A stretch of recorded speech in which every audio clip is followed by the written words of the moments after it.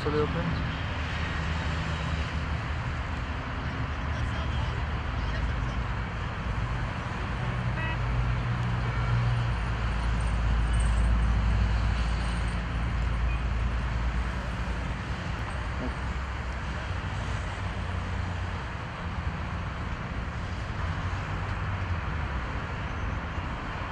We can go for the all the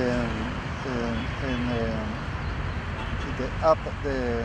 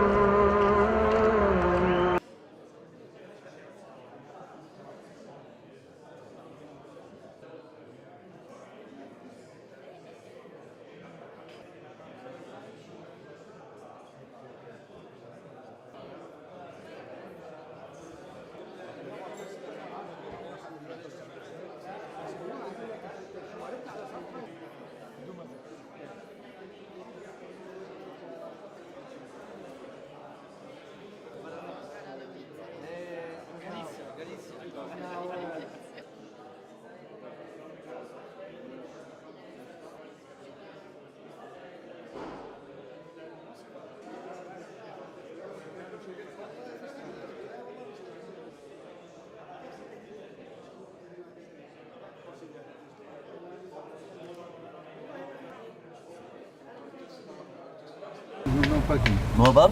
No, because it's going from this side because of the rain. Thank you. Close. But slower. Like talking to Rat. Slower.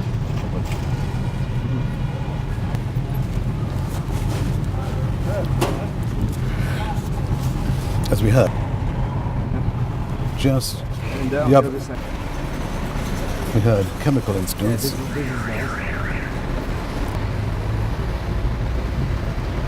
is nice. National Borders.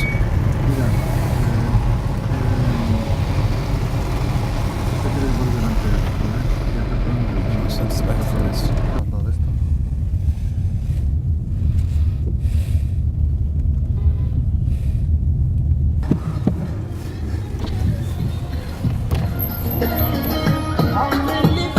Okay, it's just the streets and buildings, but there's not too much life. Cars and everything.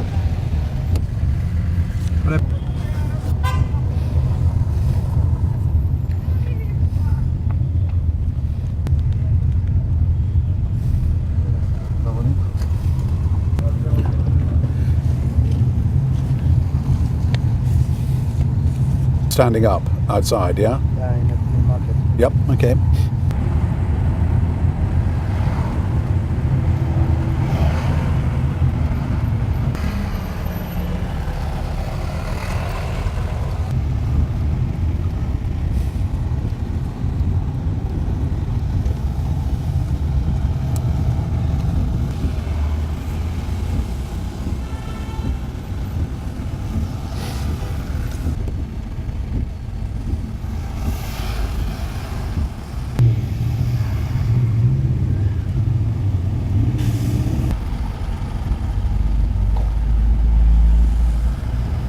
Slowly.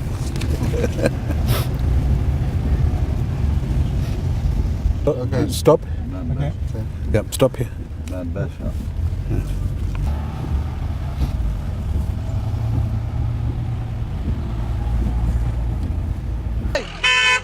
اجي صورني هون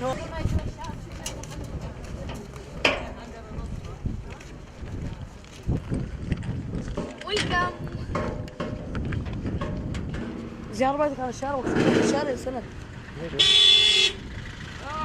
صور الانحاسات. زهران اذا بدك يومك بدي اذبحك جد هالمره.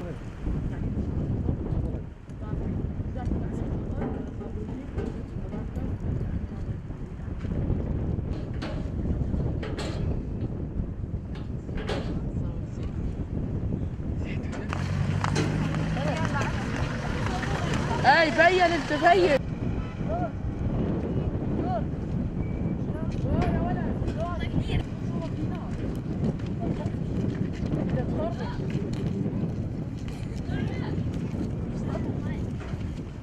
هاي بوليس.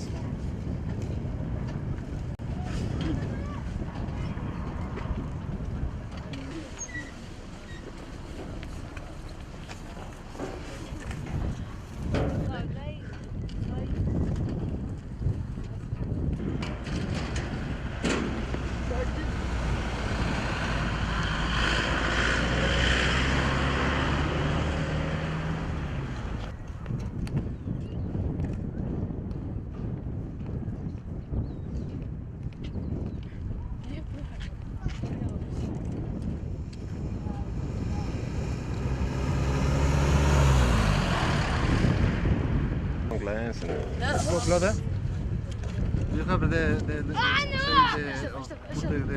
camera. يلا عدي. وانا نطلع تهريب احنا صحراوي.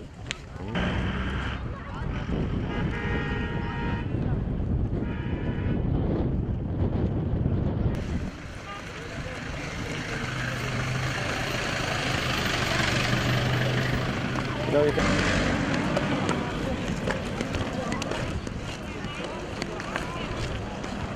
Yeah, how are you? How are you?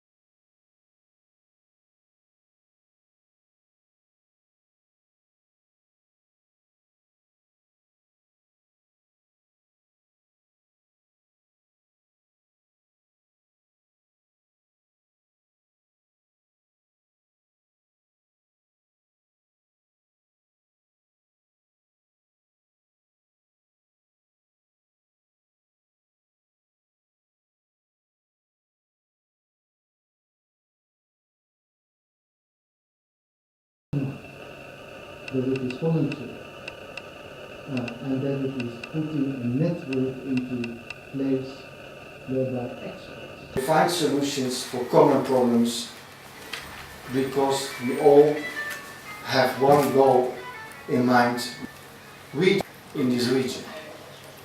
I like to signal that this is part of our all issues in which you are standing now in front. We understand they're challenging, they're multifaceted and manifold.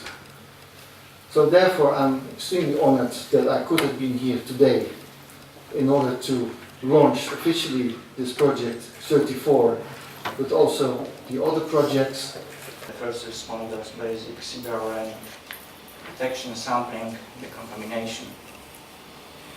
The equipment is crucial, and it will be ensured by the identification of appropriate next steps which the partner countries within the region should look to undertake in order to maintain first response capability, CQB. First session, so before the coffee break, if you have any questions. المشروع رقم 34 حتى في النهاية سننسى ما هو مشروع رقم 34 عن ماذا نتحدث وأصبحنا نتحدث عن رقم.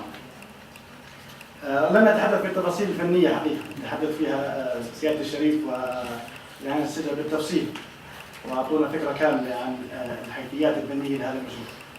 ولكن سأختم هذه الفرصة حقيقة واسمي أنا شخصيا ضابط الارتباط الوطني الممثل للمركز الوطني للأمن وإعداد الأزمات في هذه المبادرة، يتقدم بجزيل الشكر والعرفان للاتحاد الأوروبي وكافة مؤسساته التي عملت جاهدة على إنجاح هذا المشروع وخروجه إلى حيز التنفيذ.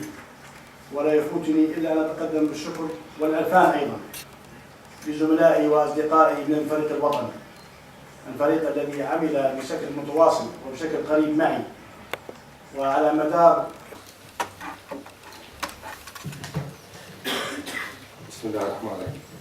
في البداية أود أن أبلغكم اعتذار الدكتور أبو شعير دكتور الاقتصاد الوطني عدم تمكنهم من الحضور بسبب ظروف طارئة. وحاليا أنا بديل عنه أحمد العامري مدير عمليات هيئة الرقابة الوطنية العراقية. السادة أصحاب المعالي السيدة رئيس سكرتارية مركز التنمية التقنية الشرق الأوسط السيدة الشريف ناصر ابن ناصر، السادة المسؤولين الاتحاد الأوروبي المفوضية الأوروبية، السيد عادل رضوان المنسق الإقليمي للشرق الأوسط في الاتحاد التعاون المثمر وبناء خصوصا جمهورية العراق. وكما أوجه شكري وتقديري لكل عاملين في الاتحاد الأوروبي وبالذات مؤسسات اليونيكير والمشاركة من خلال هيئة الرقابة الوطنية العراقية مع الاتحاد الأوروبي. وقد حاولنا قدر الإمكان حضور اللقاءات والاجتماعات على صعيدين الدولي والإقليمي والمشاركة في النقاشات والأفكار والتطلعات من أجل الوصول إلى هذه المرحلة التي نحن الآن مجتمعين عليها، والخروج بجملة من المشاريع والمقترحات التي هي الآن في دور التنفيذ. قد تمكن العراق مساعدة أخوته في 10 مشاريع هي حيز تنفيذ الآن، ومن هذه اللحظة ولمدة سنتين، وبذلك يكون العراق قد حقق الطموح والحلم الذي أصبح حقيقة بجهوده. أود أن أشير إلى مفاتيح جميع المؤسسات العراقية من قبل الفريق الوطني العراقي: وزارة الدفاع، وزارة الداخلية، وزارة الصحة، وزارة التعليم العالي، وزارة البيئة، وزارة العلوم والتكنولوجيا، ومديرية شؤون الطاقة. وجهات الأمن استجابة فعالة وحرص كبير بعد تفهمهم المبادرة مع هيئتنا لغرض مناقشة وتبادل الآراء والأفكار التي كانت من شأنها تشكيل فريق الوطني العراقي CBRN. حيث تم تحقيق أول اجتماع في بداية is working directly under the supervision of the Prime Minister, and the premises of the Secretariat of the National Focal Point and the national team are within the Prime Minister's offices at the Grand Serai. The CBRN national team, which is composed by all concerned bodies, including high-level experts, is now operational and has the necessary political support to succeed in its mission. Lebanon has made several achievements related to risk mitigation.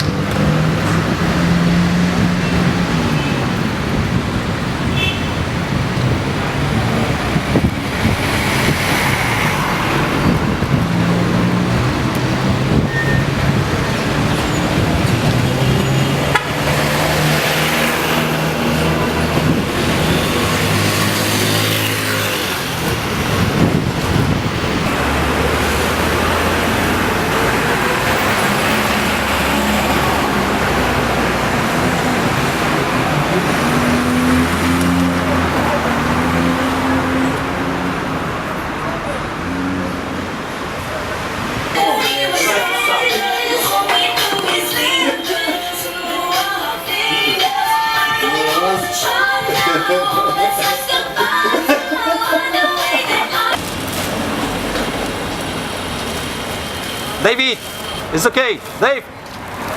بص ولا خليك. بص.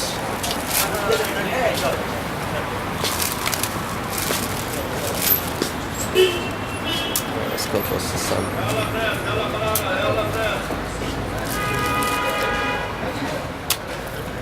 Okay, for the moment.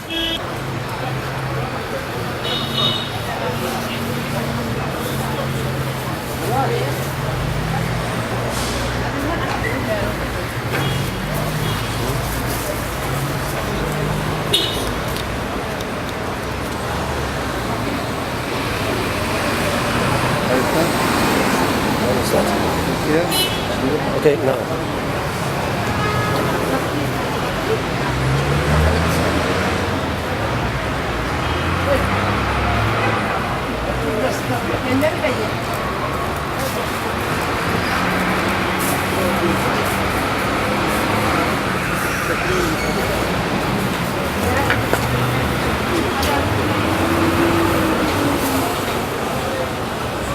Okay. Yeah. التكات طلع دينار يلا. التكات طلع دينار عادي. التكات طلع دينار. التكات طلع دينار. قبل ما تجي حتى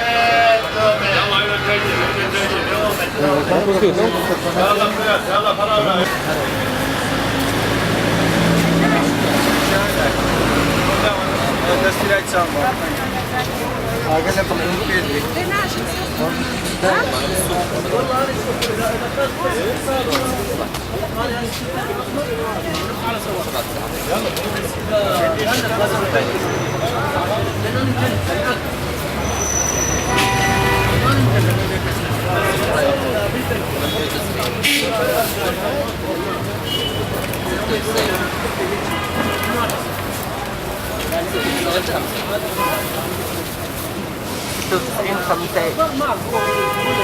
Okay. راح اعطيك زيت راح اعطيك تعدي بس سلسله مو بس تكتب يلا عفيف لا لا خمس بيض تعال like this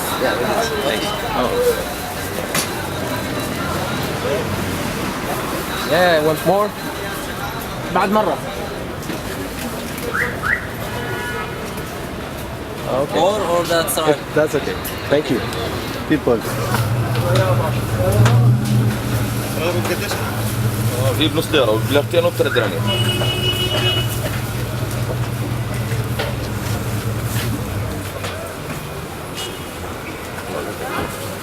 Chicken there.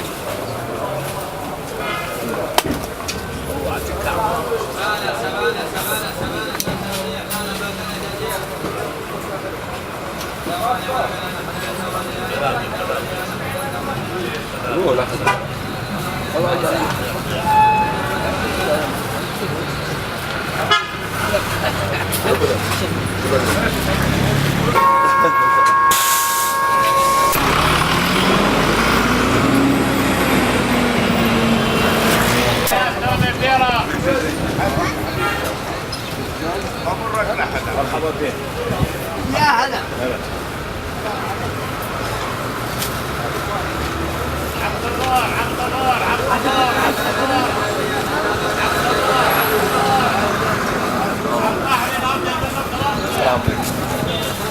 الرحل الأحمر عالطمار عالطمار Would you go children?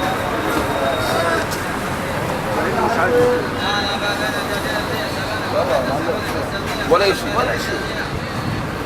واحد سألني بعدين قلت له هاي بوستر وقلبتين وثلاث صراحة صاحب حاله والله وايد. ايش مين انت الثاني يا عمي؟ شبعتونا وقفها بس الطقم.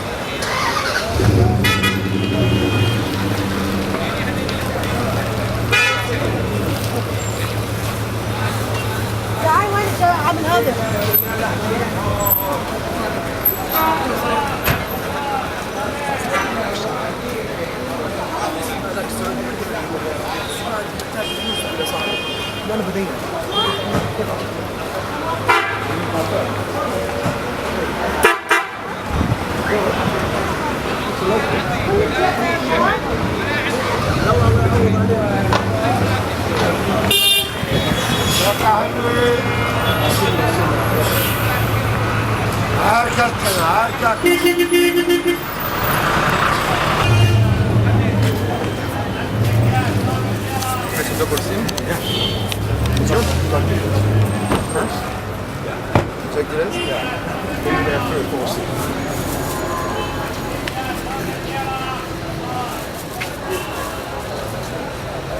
Can you sing up to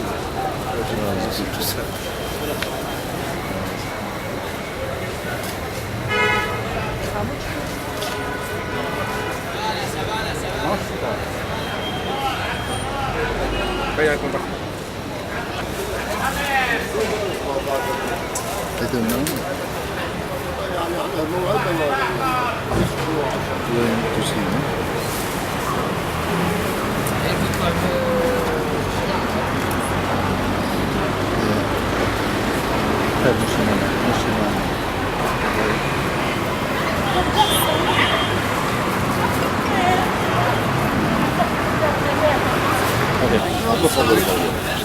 احنا يا دوب بس This masjid, no?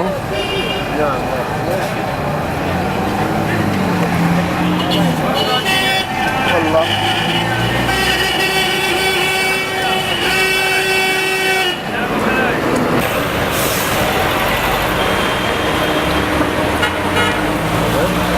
اوكي يلا. ايوه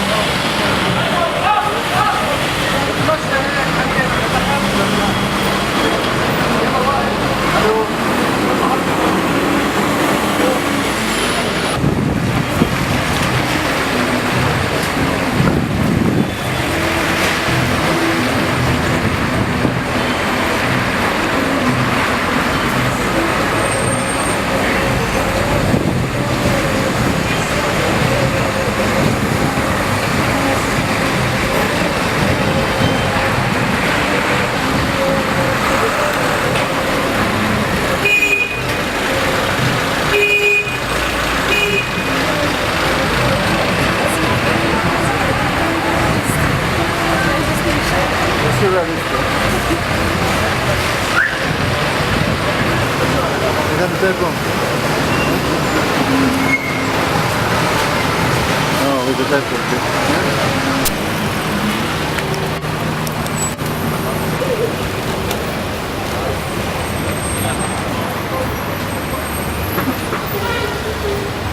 هاي باص هي يطلع بهذا يا هاي هذا الجاي يطلعوا على الثاني.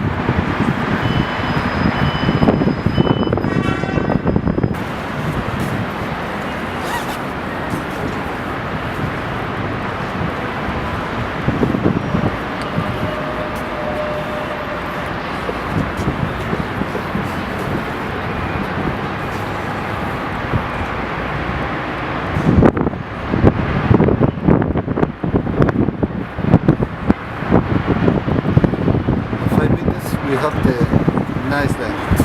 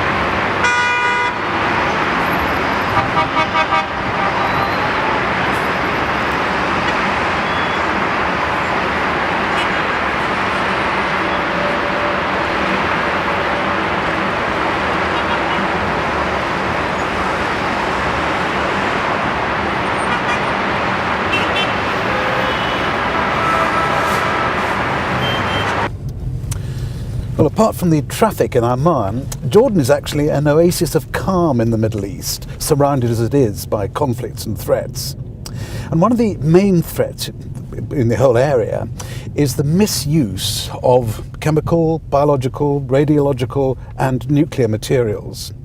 Of course, this misuse might not be terrorism at all. It might be entirely accidental or indeed natural. Well, apart from the conditions of traffic in Amman, Jordan is actually an oasis of calm in the Middle East, surrounded as it is by conflicts and threats.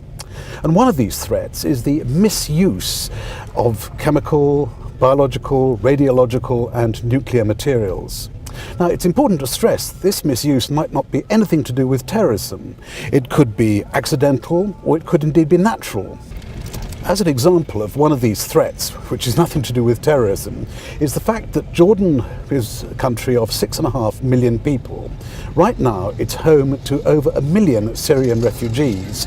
And the surprising thing that's happened is that there is an outbreak of polio in the camps due to the conditions there.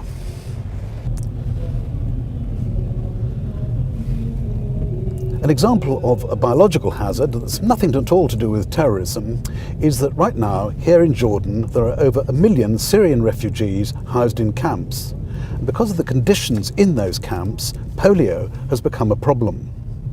Now, to counter problems like this, the EU has started a number of initiatives to help the region's governments and people. And one of these initiatives is the creation of centres of excellence. There's one here in Amman, and there are others across the world.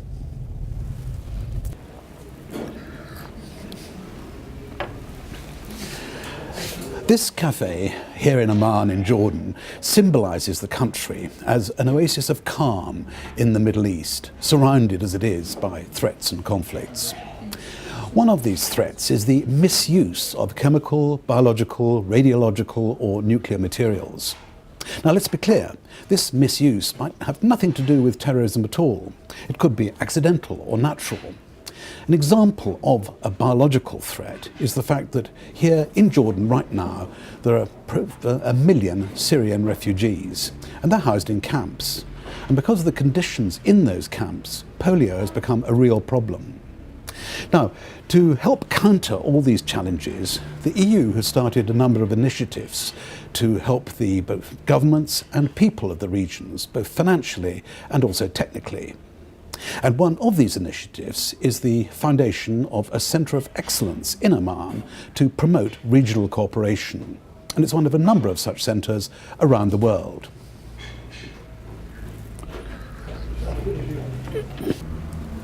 One specific example of this regional cooperation is about handling hazardous materials, addressing the safe management of chemical and other dangerous substances. It focuses on getting a quick, well-coordinated response from the emergency services. Lebanon, Jordan and Iraq are all cooperating closely on this. Makes me think that you are not part of government, is that correct? Oh, that's very correct indeed. We're a non-governmental organization, and we're actually the only secretariat that's being hosted by a non-governmental organization, and that is the Middle East Scientific Institute for Security, MESIS, which is part of the Royal Scientific Society's broader family. It's interesting your mention of science there, so this is not a political approach you're taking? Oh, certainly. We actually like to do the contrary and focus on the apolitical issues. Because issues like CBRN are so sensitive in any region, we like to kind of promote a scientific approach to addressing these issues and an apolitical one.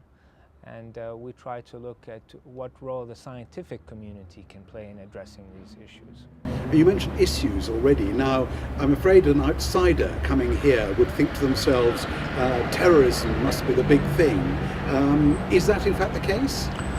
Well, it's one of the concerns, but that's not the focus of our work whatsoever. You know, we have this general misimpression that when you're dealing with CBRN issues, that you're dealing with these security kind of situations, but security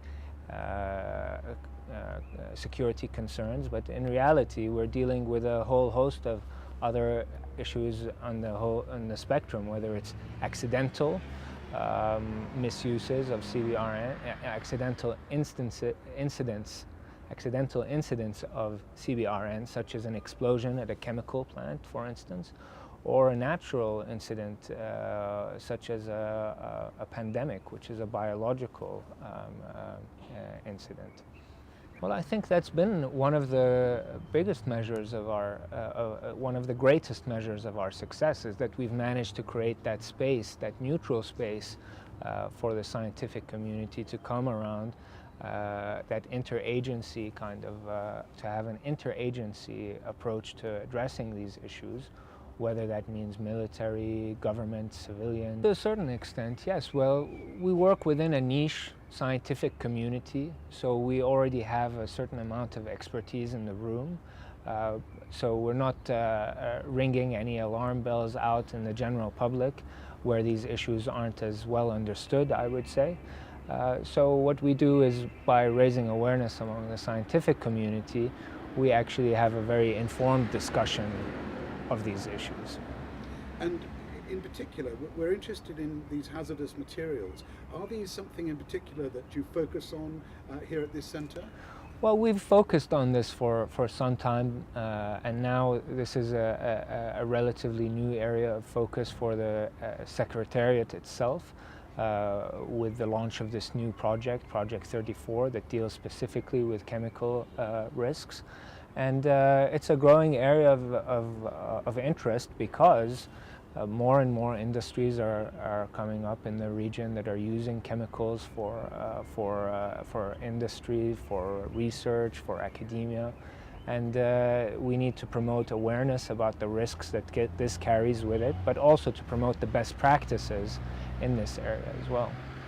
Well, I feel very positive towards this initiative, and which is, I might say, just one of the number of ways in which the EU have supported not only Jordan, but the region and broader stability and security in the region. The European Union in this particular initiative, why it's been so effective, is because it's not necessarily dictating to anybody what should be the best course of action, but they're offering us the opportunity to express what it is that we need as a region in terms of improving our safety and security on CBRN, and then tailoring projects to meet those needs. Yeah, I would say we're actually not necessarily an enabler, but we're a catalyst, perhaps. We provide the space, we provide some of the technical expertise, And then we leverage our own experience that we've amassed over the past 12 years working in this field and put it towards this initiative. And I like to look at our role as more of a coordinating role between the different entities and a promoter really of increased cooperation, communication and coordination among all the stakeholders, whether it's on a national level or on a regional level. Why is this an important day for EU? I'm very pleased because today in the premises of Royal Scientific Society we are launching a new project. But let me start maybe with very important information. Last year, in 2013, we officially inaugurated the opening of a Center for Excellence here in Amman. Of course, it's due to the role Jordan is playing in the region, but also it's a new cooperation in the field because the role of the chemical, biological or nuclear weapons is becoming more and more difficult for the region. Here I'm not happy with this. It's okay. Important, you feel? It's becoming more important not only for the European Union because this is a new approach to the threat, to the difficult situation in the region, especially after the Syrian crisis. But also it's becoming very important for our friends in the region, Jordan, who are willing, of course, to develop a regional cooperation. The center is working in a very specific way. To be more efficient, of course, the center is in contact with national focal points in the neighboring countries. And today we are launching a first project where the national focal points from Lebanon and Iraq are involved. Of course, the launching is taking place in Jordan, but we cannot really implement this project without the cooperation. And of course, it's thanks to this financial support from the European Commission. We will focus on strengthening capacities of CBRN response. And the beauty of this cooperation is that member states, of course, are coming with their expertise and good experience. This time, in this project launched today, we will have a consortium from Poland, the Institute of Hygiene and Epidemiology from Poland, but also the institutions consortium from Spain and Italy, cooperating with institutions from Iraq, as I mentioned, and from Lebanon, and of course the Center of Excellence from Jordan. A new kind of cooperation, maybe promoting the idea how we have to pay attention to this threat of chemical weapons, of course radio, biological and nuclear, and how important the cooperation is in general. Just very briefly, do you see this as being an important role for the EU in helping this cooperation? Yes, we have very efficient, we have many instruments in the European Commission, but there is one in particular instrument for stability. We can understand already that stability, this is the major focus. So thanks to this instrument, we can promote the regional cooperation, but also introducing new ideas because the situation is evolving, of course, dynamically. So this instrument is crucial, and we started here in Jordan at least a real regional cooperation. So the stability of Jordan, but also the concept of stability we are developing. I think this is the added value for what we are doing. Suli, you're from the National Focal Point in Lebanon. Tell me first of all how long it has been established, a little bit of background. Yes, we started already discussion with the European Union in order to join the Center of Excellence 3 years ago, in order to establish the national CBRN team. because the national focal point, one of the tasks of the national focal point is to establish the national CBRN team in order to start the implementation of all activities in an effective manner on the ground and to assure a good coordination between all concerned stakeholders within the business of CBRN. Why did Lebanon want to join this system? What was the advantage for you? From our point of view, the CBRN event, it is not really something that we can talk about it. It can happen. At the RN level, in the radiological and nuclear level, we have a good experience since that Lebanon's ratified all, let's say, important and necessary international legal instruments with IAEA.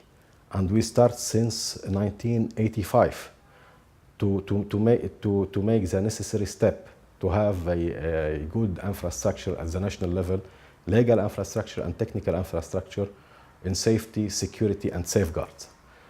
It means the government, they are aware about the harmful and the issue concerning radiological and nuclear. Concerning the chemical and biological, from my point of view, it is not, they are not really aware at that time. They signed in 2008, they ratified the CWC, and they started establishing a sort of national committee for implementing the CWC. Also, our geographically speaking, and in virtue of the events of 1 year ago in Syria, we start to have a panic in the country for chemical weapons use or for the use of this kind of chemicals by terrorists, any terrorist act. And we start dialogue with high officials in Lebanon to render them aware about the issue. They were convinced and they start to give us the necessary support, and we are now on the right track. From our point of view, and this is obvious also, any CBRN event, if it is coming from any terrorist attack or national disaster or an accident, there is no borders for it. We need to have some capacity at the national level, and we need also, once we have this kind of minimum of prerequisite, to make the necessary coordination with the neighboring countries, and especially for response once we have any CBRN event. It is not really very simple to have such kind of cooperation, because at the national level it's not really so easy to put everybody around the table and to make coordination between all concerned bodies and ministries and directorates. If you compare these difficulties to another one, once you are going abroad and you want to cooperate with foreign countries, I believe from the beginning it was not easy. But by personal relations and a mutual confidence that we need to complement each other, to share information, to share experience, and we should start to found workable mechanism for cooperation. What is the role of the European Union in all of this? How do you see that? The European Union is a donor and is the big umbrella for the Center of Excellence for CBRN. And I was really delighted when I knew that high officials at the European Union paid a special attention to this initiative. And also in Beirut, for example, we have a good support from the European Union department. And as you know, this is an initiative within the instrument of stability. And as our region is very close to Europe, we are really at some kilometers from Cyprus. We need to cooperate together, and it's a win-win mechanism, I believe. Excuse me? Why is it so important to you to have this system? This concerning the CBRN risk mitigation, from our point of view, we are very far to reach the acceptable level of preparedness, and we should work very, very hard in order to have a capacity building at the national level to mitigate any CBRN event. From our point of view, there is a need in our countries of expertise, and there is a need to cooperate with different donors, and especially the European Union, because they have the expertise, and they have not only the expertise, they have the willingness to help and to make coordination between different countries, like the COE. They make different regions, and they succeed in this. Also in Africa, for example, I know there is different countries. They have problems, political problems together, but national focal points are around the same table and talking about how they can cooperate and coordinate actions. This is great from my point of view. Yes, the Project 34 is aimed to develop some knowledge and to cooperate with partner organizations in the Middle East to develop some knowledge in relation to crisis management, in particular to the first response management of incidents related to chemical, biological, radiological, and nuclear accidents. It deals with the development of knowledge for the hazmat teams, so for those teams that are called to the important activities for the safety and the security of the population where something happens in the street. So you've just started this project, so what kind of things are you working on to start with? We started the project just at the beginning of this year. The project will last 3 years. In this first phase, we are building and we are setting up a very core part of the project. That is the consultation process with the local stakeholders, with the partners in Lebanon, in Iraq, and in Jordan.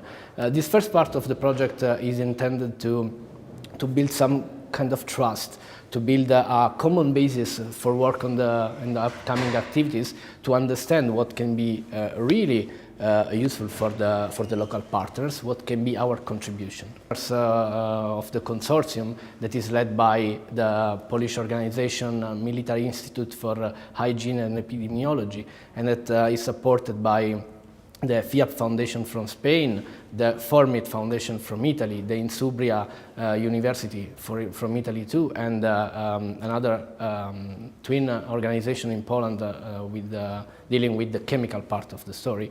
All these organizations can provide a mix of experiences and competences related to this kind of issues. We also had the opportunity to work together in the past, so we hope that our contribution can be solid.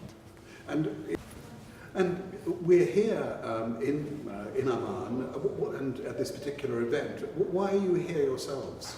We are here as partners, as a consortium, implementing a project within the framework of the CBRN Centers of Excellence joint initiative, led by the European Commission with the support of the United Nations. And how do you feel then, because you're the sort of part of this whole regional platform as well, how do you feel about that? Just a small brick in a wall. This is maybe my feeling, because we are trying to contribute to build something, but we are not alone. We have a strong institutional framework on the European Union and the United Nations, and at the local level we have strong partners, strong commitment from national institutions.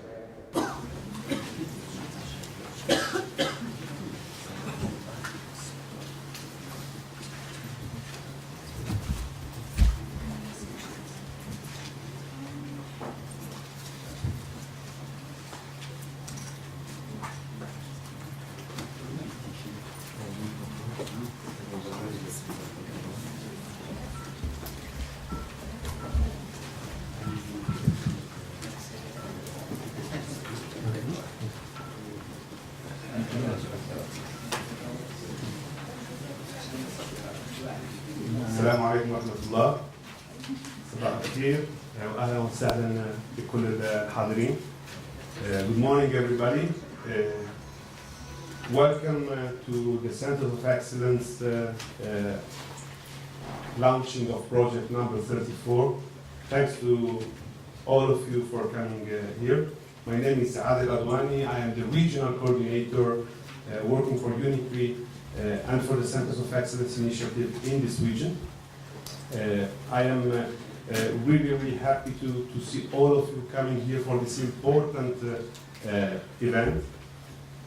I would like to briefly thank the European Union for its generous support. I would like to thank the representatives of the Jordanian government who is hosting this initiative. I would like to thank all the representatives from the Middle Eastern countries coming here from Iraq and Lebanon to represent their countries in this initiative. I also have to thank the EU missions coming to see what we are doing in this secretariat, which is working for the European Union and the Middle East region. I would like to especially thank His Highness Sharif Nasser al-Mezis, who are supporting this initiative logistically and giving us strategic advices for all our work. So, thanks to everybody, thanks to the European Union delegation, to Jordan, and the ambassador is here with us today. I would like to express my gratitude to her. And before leaving the floor to His Highness Sharif Nasser bin Nasser, I would like to mention the special commitment of Nasser in this initiative, and please come to the floor. I will leave you the floor.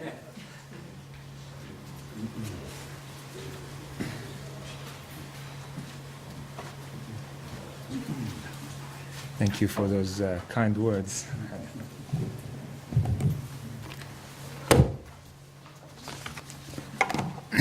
بسم الله الرحمن الرحيم. السادة الكرام، ضيوفنا الأعزاء، بالأصالة عن نفسي وبالنيابة عن زملائي في سكرتارية الشرق الأوسط، يشرفني أن أرحب بكم ببلدكم الثاني الأردن للمشاركة في إطلاق مشروع جديد ضمن مبادرة الاتحاد الأوروبي لإنشاء مراكز تميز إقليمية للحد من المخاطر الكيماوية والبيولوجية والإشعاعية والنووية. يهدف هذا المشروع إلى رفع جاهزية الدول الأعضاء في التعامل مع المخاطر والحوادث الكيماوية والبيولوجية والإشعاعية والنووية في حال حدوثها لا سمح الله. يتكون المشروع من 5 جوانب رئيسية، وهي التطوير المعرفي ونقل الممارسات المثلى، تطوير معايير الرقابة على الصادرات والواردات، رفع مستوى فرق الاستجابة لحوادث المواد الخطرة، تعزيز قدرات الأجهزة الطبية للتعامل مع هذه المواد، وأخيراً تعزيز مستوى الكشف الموقعي عن المواد الخطرة. سيتم تنفيذ المشروع في جميع الدول الأعضاء في سكرتارية الشرق الأوسط، وهي الأردن ولبنان والعراق، على مدى 3 سنوات، وبقيمة تمويل تبلغ 3,900,000 يورو. إن هذا المشروع سيعمل على تعزيز التعاون فيما بين دول المنطقة من جهة، وما بين هذه الدول والاتحاد الأوروبي من جهة أخرى. وهذه هي رسالة المبادرة، والتي تؤمن بأهمية التعاون والمشاركة كأساس للتعامل مع المخاطر الكيماوية والبيولوجية والإشعاعية والنووية، كونها مخاطر لا تعترف بحدود أو جنسية، مما يحثنا على التعامل معها بمنظور شمولي يضع المصلحة المشتركة في المقدمة. كما تعلمون فإن طبيعة التحديات التي نواجهها فيما يخص هذه المخاطر لا تقتصر على الاستخدامات الغير سلمية، بل قد تكون ناتجة عن كوارث طبيعية أو حوادث غير مقصودة، وبذلك فإن الجهود المبذولة لمواجهتها لا تكتمل إلا بمشاركة جميع الجهات المعنية على المستوى الوطني من المؤسسات الرسمية والصناعية والبحثية والعلمية. فالتواصل والتعاون ما بين جميع هذه الجهات هو وحده الكفيل بخلق منظومة متكاملة تعتمد على المسؤولية المشتركة تجاه الأمن والسلامة الكيماوية والبيولوجية والإشعاعية والنووية. أخيراً أود أن أتقدم بالشكر للاتحاد الأوروبي لدعمهم المتواصل لهذه المبادرة الهامة، وأود أن أشكر المشاركين من الدول الأعضاء الذين يشكلون العنصر الرئيسي لهذه المبادرة، كما وأتوجه بالشكر الخاص للحكومة الأردنية، حكومة المملكة الأردنية الهاشمية، والتي احتضنت هذه المبادرة وقدمت لها الدعم الكبير والمتواصل. وشكرا لكم.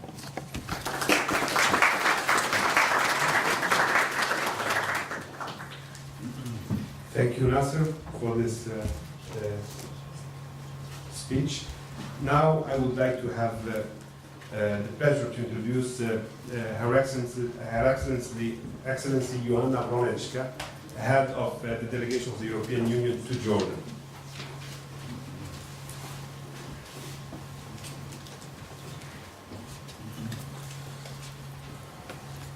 Good morning. Allow me to speak a little bit in Arabic and in English. الجمهور الكرام صباح الخير. إنه لمن دواعي سروري أن أحضر إطلاق مشروع تعزيز قدرات الاستجابة للمخاطر الكيميائية والبيولوجية والإشعاعية والنووية والتبعية الطارئة. منذ الافتتاح الرسمي للمركز التميز للحد من المخاطر الكيميائية والبيولوجية والإشعاعية والنووية في 24 هزيران 2013 تم اتخاذ عديد من الخطوات الهامة. لقد تم عقد اجتماع مائدة مستديرة واجتماع رؤساء الإمانة والاجتماع لحلقات الاتصال الوطنية، ولكن بالنسبة لي فإن أهم خطوة هي إطلاق هذا المشروع. إنه المشروع الأول الذي بدأ بشكل كامل بواسطة نقط الاتصال الوطنية بدعم من خبرائهم الفنيين وتحت مظلة مركز التميز. سيتم تنفيذ المشروع من قبل المعهد العسكري البولندي للنظافة الصحية وعلم البيئة، وبذلك بالتعاون مع المعهد العسكري للكيمياء والقياس الإشعاعي من بولندا، وفياب من إسبانيا، ومؤسسة فورميت، ومركز إنسوبريا للأمن الدولي، وكلاهما من إيطاليا.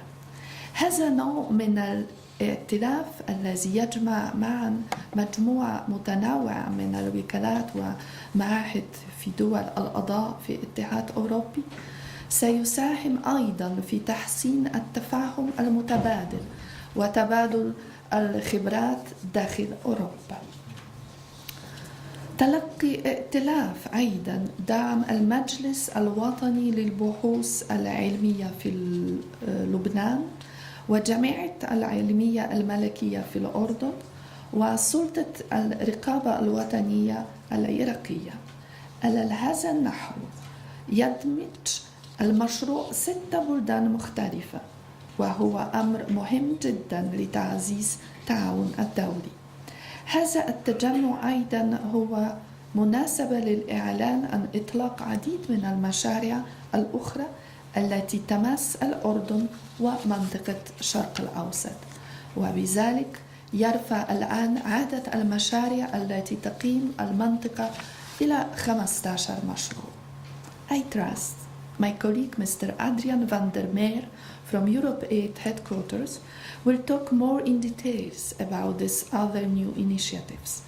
The project we are launching now concern Iraq, Jordan and Lebanon. In the field of civil protection, all 3 countries have intensified their cooperation with each other and are willing to exchange best practices with the European Union in the field of CNB and disaster.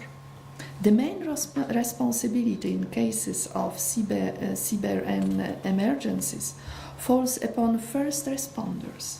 It is therefore essential that countries build upon their national resources to mitigate and respond to the consequences of the emergency situation. Best practices should thus be exchanged amongst these first responders and the Middle East regional level. It should also result in increased awareness of stock of hazardous chemical agents and their persecutors, and this is one of the means of targeting illicit use or trafficking of chemical weapons of mass destruction. No doubt that the presence and use of chemical weapons in Syria have triggered a higher awareness of this threat. Notwithstanding the agreements concerning their destruction, the fear still persists. In recognition of the importance of this unprecedented challenge of destroying Syrian chemical weapons, the European Union has pledged last December €12 million to the OPCW Special Trust Fund for the destruction of these chemicals. This crisis has highlighted the existence of such a threat, but also illustrated the need for better preparedness in general in case of chemical incidents. I sincerely hope that the roundtable meeting following this launching event will be as productive as the previous one and result in new initiative.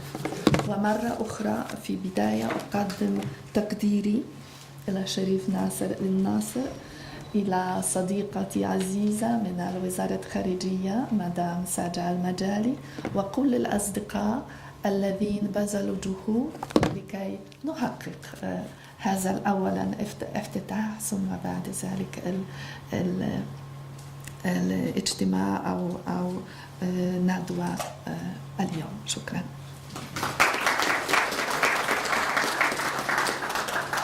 Thank you, Your Excellency, for this informative and inspiring speech. The DEFCO, which is the Development and Cooperation Department of the European Union. Now, today we have the head of Unit B5, Adrian van der Meer, and he will give us one presentation. Please.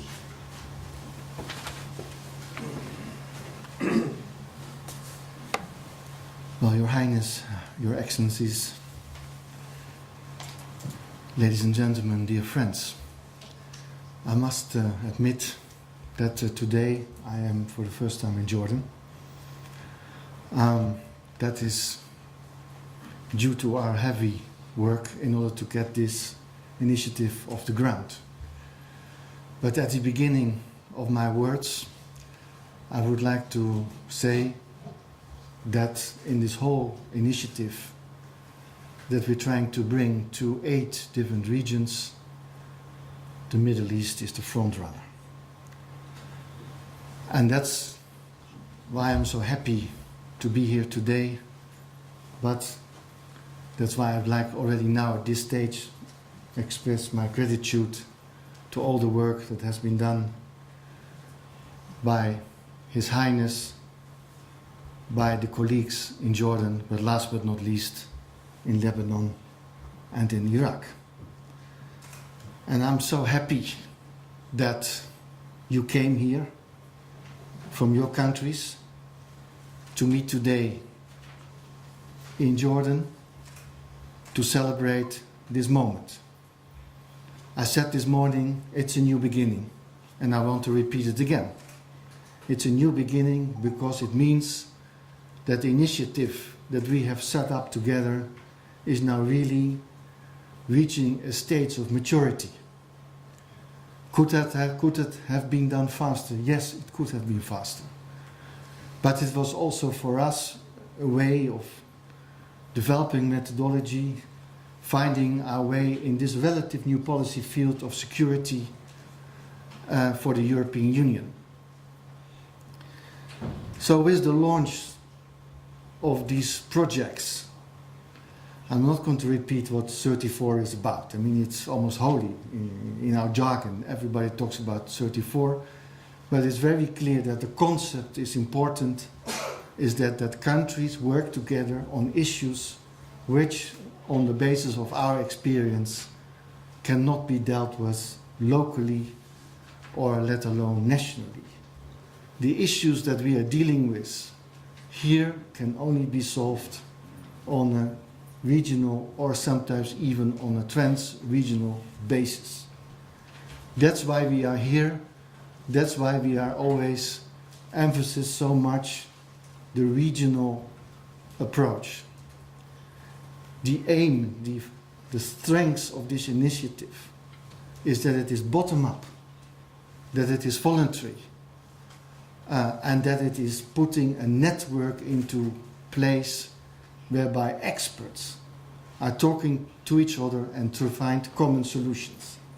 And my experience, wherever I've been all over the world, is when you put experts together, they find solutions for common problems because we all have one goal in mind, namely to bring a better situation to the citizens of the countries concerned.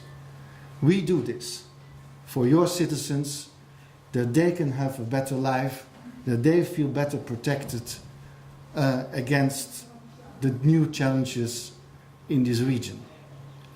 I like to signal that this is part of our overall relations between the EU and the Middle East, between EU and Jordan, Lebanon, Iraq in particular. We have many different initiatives, be it humanitarian, be it in the issue of reforms, but also now in this area of trying to increase the emergency response, to increase rapidness in actions, but also to detect early, at an early stage, to have safer borders, and last but not least, also to have a better system of export control in dual-use items. Today, we are launching this project 34. I'd like to thank all my partners, UNICRI, governance team, my staff, the delegation, also in supporting us in this challenge. Last but not least, of course, the European Union member states in making the funds available for this work. We are very grateful to that because in the time of economic dire situation, that we still have this luxury situation available is very heartening, and for us as European Commission a strong stimulation for our work.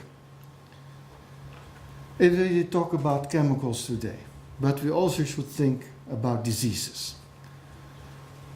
We should also think about the fact that the spread of diseases has no borders either, and that also here additional challenges are needed.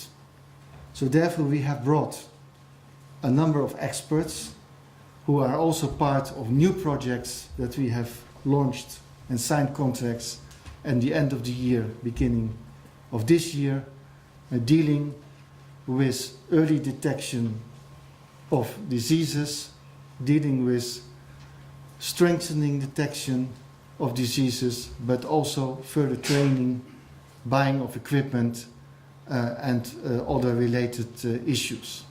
Because of the situation in the region, new challenges have arisen, and also clearly, apart from the chemical, the biological is very important to us as well. Experts are here. I really hope that in the coming days we can talk again at expert level in order to also bring these matters forward. So I'm here to express my solidarity from the European Union towards the region, towards the individual citizens of this country. We look forward together, of course, also with our partner from the United States and others to work together on a common and a coordinated way to solve the issues in which you are standing now in front. We understand they're challenging, they're multifaceted and manifold. So therefore I'm extremely honored that I could have been here today in order to launch officially this project 34, but also the other projects. Let's make it work. let's immediately start now to the implementing phase. Let's start to buy the equipment which is needed and which you requested. And again, I cannot stress more than this is part of your initiative. It were your needs. It was what you identified in the framework of the Centers of Excellence, and we responded to that, and this is now where we are. So we are at a new beginning, but we're also at a very crucial stage, namely the implementation of a very ambitious project with multifaceted initiatives and ideas.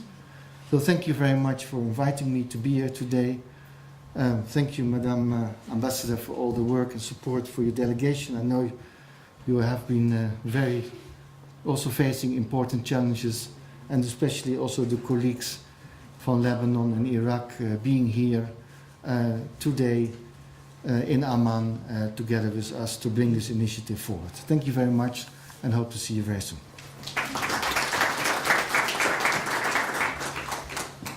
Colleague from the implementing agency that will implement this project number 34, I would like to thank again the very important work that was done by the national focal points in drafting the projects that were the base to create this new big project. It's kept many exchanges and talks and discussions between the national focal points, the regional secretariat, the JRC from the European Commission, and DEFCO to create this important package of actions. Now Mr. Britan Marek from the Military Institute for Epidemiology from Poland will give us a brief presentation of project number 34. Please.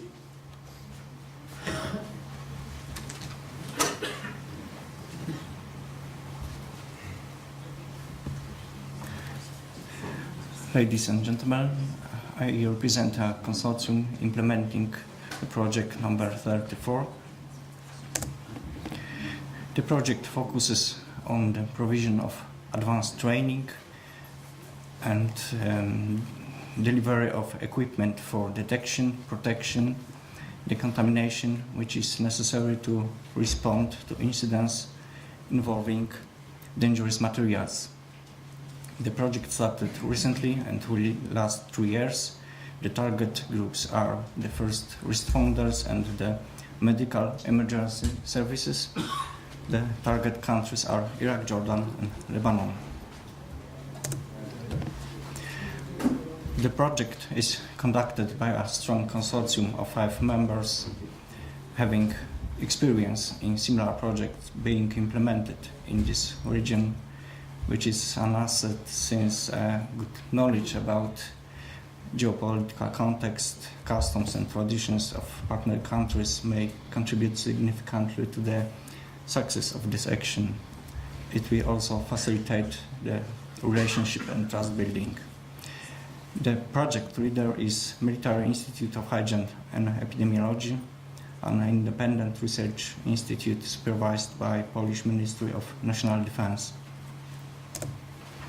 The project's contribution to policy is enhancing the national CBRN policies and capacities in Iraq, Jordan, and Lebanon, and promoting the national, regional, and international cooperation in CBRN risk mitigation. The strategic objective is to increase the capacity of first responders in terms of chemical reconnaissance, sampling, sample handling, and treatment, and also the contamination management of hazardous waste. The main goals are setting up an inter-country and inter-institutional structure for the coordination, establishment and implementation of CBRN incident responses, enhanced governmental interagency cooperation and improved interagency coordination based on best practice. Also increased awareness of stocks of hazardous chemical agents, improvement of existing CBRN emergency response capacity, in terms of competences and equipment, promoting the exchange of best practices with the European Union in the field of cyber and disaster prevention, increased capacity of first responders teams, and improved response time and success to cyber and emergencies. The project is divided into 5 work packages: the knowledge development and transfer of best practice, awareness, risk assessment and management of hazardous chemical agents, capacity building of national hazmat teams, strengthening capacities of the emergency medical services, enhancing on-site chemical agent detection, sampling handling and analysis capabilities. The first activities will be focused on the identification of the stakeholders and the primary target groups, namely officers of the relevant agencies, first responders, trainers. Their active participation will be required. The national experts who will form national experts team will be identified. The national experts team members must be in the position of an authority within their organization in order to exert their influence and promote the engagement within their organizations. The initial focus will be on the gap which exists between the current first response, national first response capability and the response which the nations wish to achieve. The subsequent focus will be on the training needs. The final phase of the project will be focused on the development and delivery of equipment, procedures and training materials which will enhance both the single agency cyber response and the interagency cooperations. The equipment will cover a team of 20 people in each partner country. It will enable the first responders basic cyber detection, sampling, decontamination. The equipment, the training will include basic, advanced, and train the trainers courses and exercises. The sustainability and long-term life of the project is very crucial, and it will be ensured by the identification of appropriate next steps which the partner countries within the region should look to undertake in order to maintain first response capability, seek to build on this capability, seek to develop further interagency cooperation post-project. Thank you for your attention. Thank you, Mark. Thank you very much for this presentation, very informative.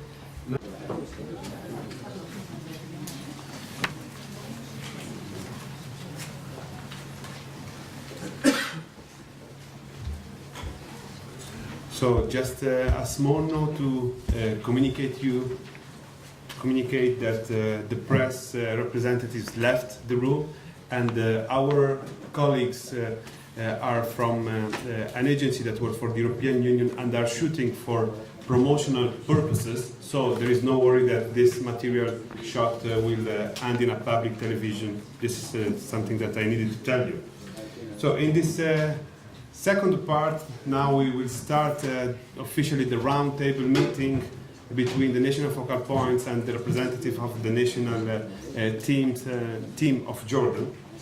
And I would like now to welcome again Ms. Saja Majali from the Ministry of Foreign Affairs of Jordan, which is the hosting country of this initiative. She will deliver a small speech regarding this launch. Thanks, Saja.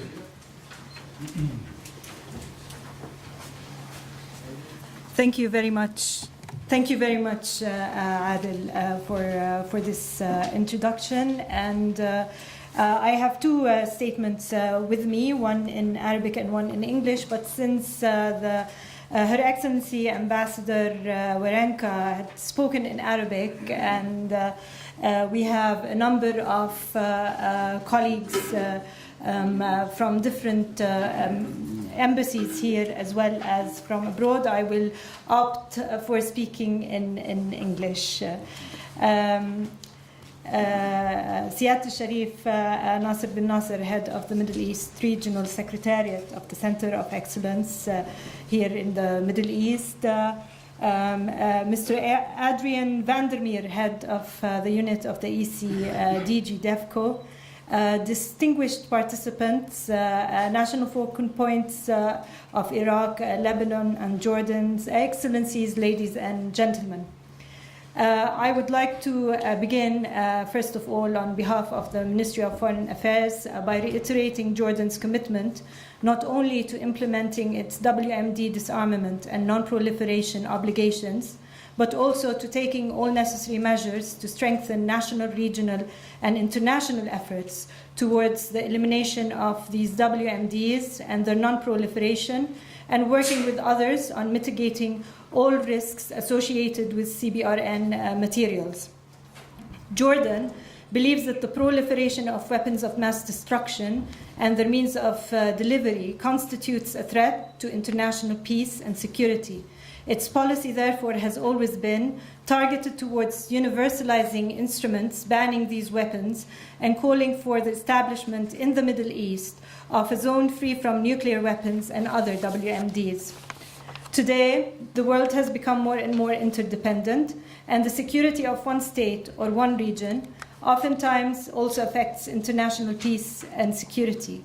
Consequently, Jordan believes that the international community should work together to ensure that the threat associated with WMDs and CBRN materials are addressed, including by ensuring that such weapons or materials do not fall in the wrong hands.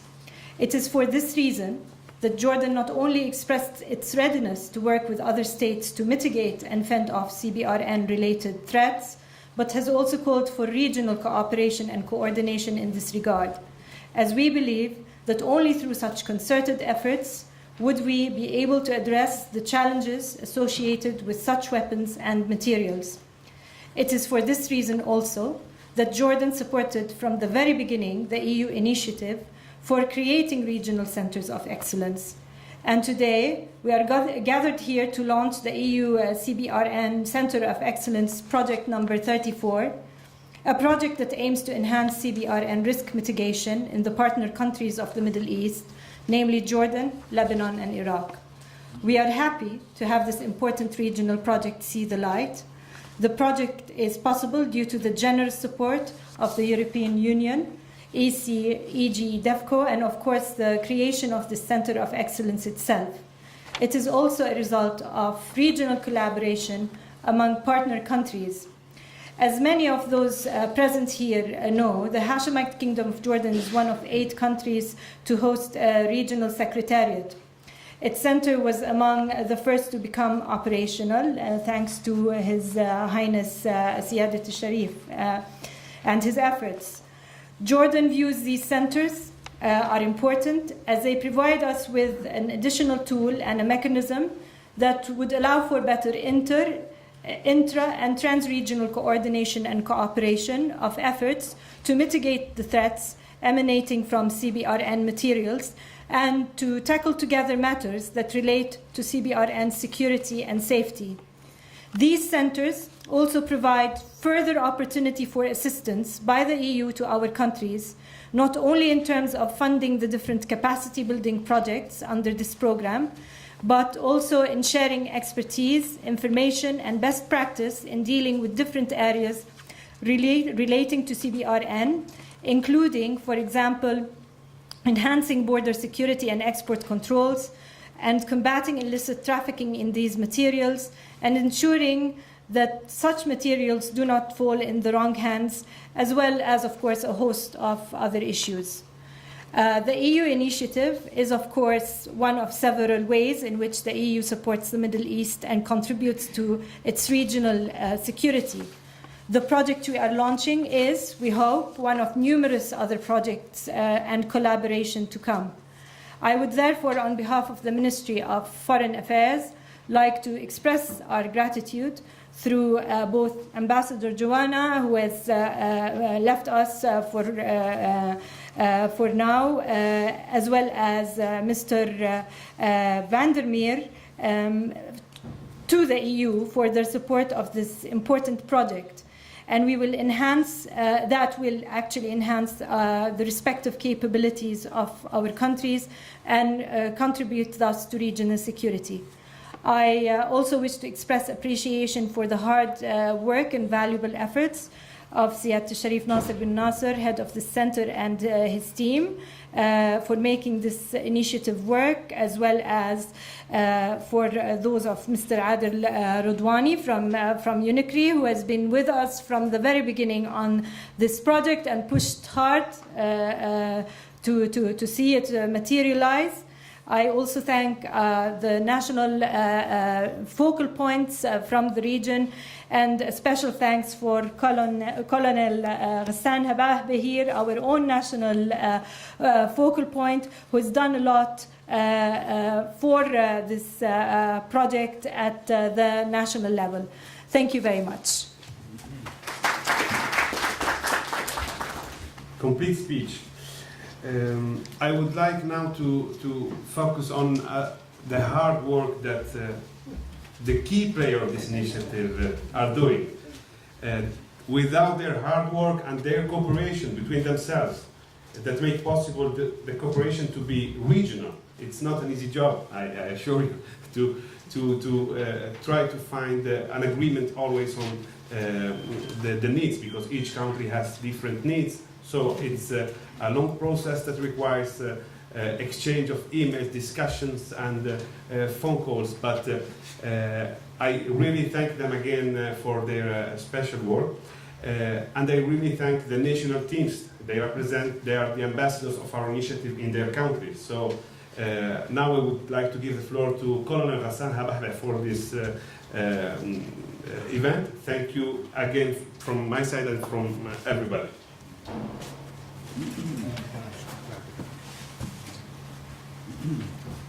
شكرا عادل. راح أتحدث باللغة العربية. بناء على اتفاق مع الآنجي سجل مجالي. اختارت الحديث باللغة الإنجليزية، فأنا بدي أتحدث باللغة العربية. شكرا عادل، يعطيك العافية. بسم الله الرحمن الرحيم. أصحاب السعادة، الوفد الأوروبي المحترم، الأخوة الأصدقاء من لبنان والفريق الوطني، العراق والفريق الوطني، الأخوة السادة والأخوات من الأردن. نجتمع اليوم في هذا الصرح العظيم، وخاصة في هذه القاعة التي تحمل اسم الهاشميين، وما يحمل هذا الاسم من معاني مختزنة في قلب كل أردني تبعث على الفخر والاعتزاز. نجتمع اليوم للإعلان عن بدء المشروع رقم 34. حتى في النهاية صرنا ننسى ما هو مشروع رقم 34، عن ماذا نتحدث، وأصبحنا نتحدث عن رقم. لن نتحدث في التفاصيل الفنية حقيقة، تحدث فيها سيادة الشريف والآن السجل بالتفصيل، وأعطونا فكرة كاملة عن الحيثيات الفنية لهذا المشروع. ولكن سأختم هذه الفرصة حقيقة لأتحدث باسمي واسم الفريق الوطني للحد من أخطار CBRN، واسمي أنا شخصيا ضابط الارتباط الوطني الممثل للمركز الوطني للأمن وإدارة الأزمات في هذه المبادرة، لأتقدم بجزيل الشكر والعرفان للاتحاد الأوروبي وكافة مؤسساته التي عملت جاهدة على إنجاح هذا المشروع وخروجه إلى حيز التنفيذ. ولا يفوتني إلا أن أتقدم بالشكر والعرفان أيضا لزملائي وأصدقائي من الفريق الوطني، الفريق الذي عمل بشكل متواصل وبشكل قريب معي وعلى مدار ال3 سنوات السابقة للخروج بتوصيات ومشاريع عمل قدمت الاتحاد الأوروبي بشكل يظهر الأردن بأفضل صورة ممكنة. أتمنى على الإخوان بالفريق الوطني الاستمرار في دعم هذه المبادرة والتقدم فيها إلى الأمام، والاستمرار في العمل الدؤوب وبذل المزيد من الجهد والزخم لإنجاح هذه المبادرة. لن أطيل عليكم كثيرا، سأفسح المجال أمام زملائي الضيوف من ليس الضيوف الإخوان من العراق ومن لبنان لتقديم أيضا فرقهم الوطنية وجهدهم الوطني. شكرا للجميع، حفظ الله الأردن، والسلام عليكم ورحمة الله وبركاته.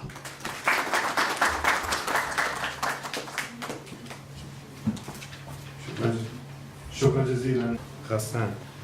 So, unfortunately today we could not have with us the national focal point of Iraq, Dr. Abu Shair, but he will be represented by our colleague Dr.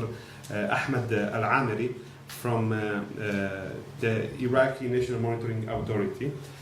Please take the floor.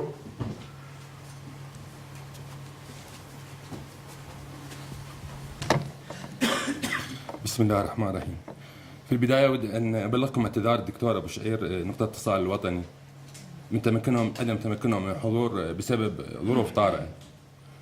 فحاليا أنا بديل عنه أحمد العامري مدير عمليات هيئة الرقابة الوطنية العراقية.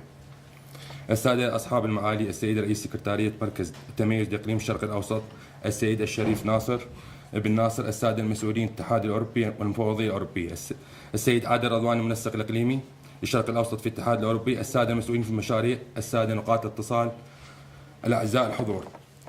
بداية أشكر الحكومة الأردنية متمثلة بالشخص السيد الشريف ناصر بن ناصر على هذه الحفاوة العالية والاستضافة الطيبة لما أبدوه من تعاون مثمر وبناء خصوصا لجمهورية العراق. وكما أوجه شكري وتقديري لكل العاملين في الاتحاد الأوروبي وبالذات مؤسسات اليونيكير والجي آر سي. وأخص بالذكر الأستاذ عادل رضواني على هذه الرعاية العالية والتواصل البناء لجمهورية العراق. بداية مع مركز التميز في عمان، كما تعلمون كان قبل 3 أعوام حيث كان العراق ولا زال من المبادرين والسباقين في التوصل والمشاركة من خلال هيئة الرقابة الوطنية العراقية مع الاتحاد الأوروبي. وقد حاولنا قدر الإمكان حضور اللقاءات والاجتماعات على الصعيدين الدولي والإقليمي والمشاركة في النقاشات والأفكار والتطلعات من أجل الوصول إلى هذه المرحلة التي نحن الآن مجتمعين عليها، والخروج بجملة من المشاريع والمقترحات التي هي الآن في طور التنفيذ. حيث تمكن العراق مساعدة أخوته وزملائه وخلال اجتماعات التي عقدت في 5 من شهر أيلول لعام 2012 في عمان، وبعد جهد كبير من كل الأطراف، ويعني هذه المؤسسات التي دعت وشاركت بالإضافة إلى نقاط اتصال الدولية والإقليمية أي الشرق أوسطية، من الوصول إلى تحقيق حوالي 10 مشاريع هي حيز تنفيذ الآن. ومن هذه اللحظة ولمدة 2 تم المباشرة بتنفيذ هذه المشاريع المتمثلة بتدريب الكوادر والعلماء العراقيين والمعنيين بهذا الجانب، وبذلك يكون العراق قد حقق الطموح والحلم الذي أصبح حقيقة بجهودكم. أود أن أشير إلى مفاتحة جميع المؤسسات العراقية من قبل فريق وطني عراقي، وزارة الدفاع، وزارة الداخلية، وزارة الصحة، وزارة التعليم العالي، وزارة البيئة، وزارة العلوم والتكنولوجيا، مديرية شؤون الطاقة، والجهات الأمنية ذات العلاقة. وبرغم من اصطدامنا في الروتين بعض المؤسسات العراقية، ولكن وجدنا هناك استجابة فعالة وحرص كبير بعد تفاهمهم المبادرة مع هيئتنا لغرض مناقشة وتبادل الآراء والأفكار التي كانت من شأنها تشكيل فريق الوطني العراقي للCBRN، حيث تم تحقيق أول اجتماع في بداية عام 2013، ولحد الآن تعقد اجتماعات دورية. ووضع الفريق الوطني العراقي على عاتقه توفير الكوادر العراقيين المناسبة في هذا المجال لغرض إعدادها وتدريبها للالتقاء والنهوض بالواقع ومن ثم الإقليمي، والذي من شأنه الوصول إلى منطقة الشرق أوسطية خالية من تهديدات المواد الخطر CBRN وأسلحة الدمار الشامل. وفي النهاية يسرني أن أنقل لكم شكر وامتنان الكبيرين من قبل الشعب العراقي والحكومة العراقية لكل من ساهم في تخليص الشعوب الآمنة إقليميا وعالميا من تأثيرات المواد الخطرة CBRN وأسلحة الدمار شامل ودرءها عنهم، حتى وإن كانت فكرة أو مشروع بسيط أو تموين وإلى آخره. شاكرين تعاونكم معنا مع التقدير. شكرا جزيلا. Thank you very much again. Now before giving the floor to Dr. Bilal Nsouri, who is the national focal point of Lebanon and the director of the Atomic Energy Commission of Lebanon, I am really happy to announce that Lebanon has a formal national team headed by Major General Mohammed Khair, who came here today, and he's with us, and he will stay with us for the whole day. Thank you. The floor is yours, Bilal. Thank you.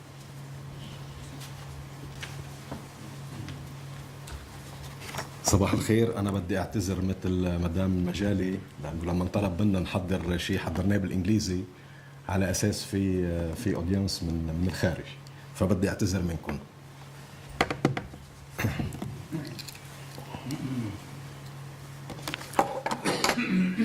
Excellencies, distinguished representatives of the EU delegation, CBRN Center of Excellence, and UNICRI, Head of the COE Middle East Secretariat, ladies and gentlemen, good morning. Allow me, first of all, to thank Al-Sharif Nasser bin Nasser, the head of the Middle East Regional Secretariat, as well as Mr. Radwani, the regional coordinator, for their efforts and kind cooperation within the COE CBRN initiative, and for organizing this important visibility event in the presence of this distinguished audience, that I am really pleased to address it at the occasion of the launching of the COE CBRN project number 34. Ladies and gentlemen, I am confident that this project will contribute efficiently in the state's efforts on building and sustaining capacities in the field of CBRN risk mitigation. We expect at this stage of maturity of the initiative to cooperate closely with the winning consortium for implementing this project according to a well-defined work plan and timetable that take into account the urgent national needs and the structure of the CBRN national team. Our role as national focal point is not only concentrated in the animation of the CBRN national team, it is extended to assure good coordination between concerned stakeholders, to assure smooth implementation of the CBRN projects to reach their objectives, and to assure also the sustainability and development of any tangible results reached under the implemented projects. Excellencies, ladies and gentlemen, we need to increase the impact and visibility of the COE CBRN initiative both at the national and the regional levels. This can be achieved via the implementation of projects with consequent budgets and in line with the national action plans where needs and the priorities are clearly defined. The Project 34 is within this category of projects that would generate new synergy and will create high commitment towards the CBRN Center of Excellence initiative and will contribute to the impact of the initiative in our region. Excellencies, ladies and gentlemen, the Lebanese government is highly committed to the CBRN Center of Excellence initiative. His Excellency, the President of the Council of Ministers, issued a decision 3 months ago that establishes the CBRN national team and specifies its role and responsibilities.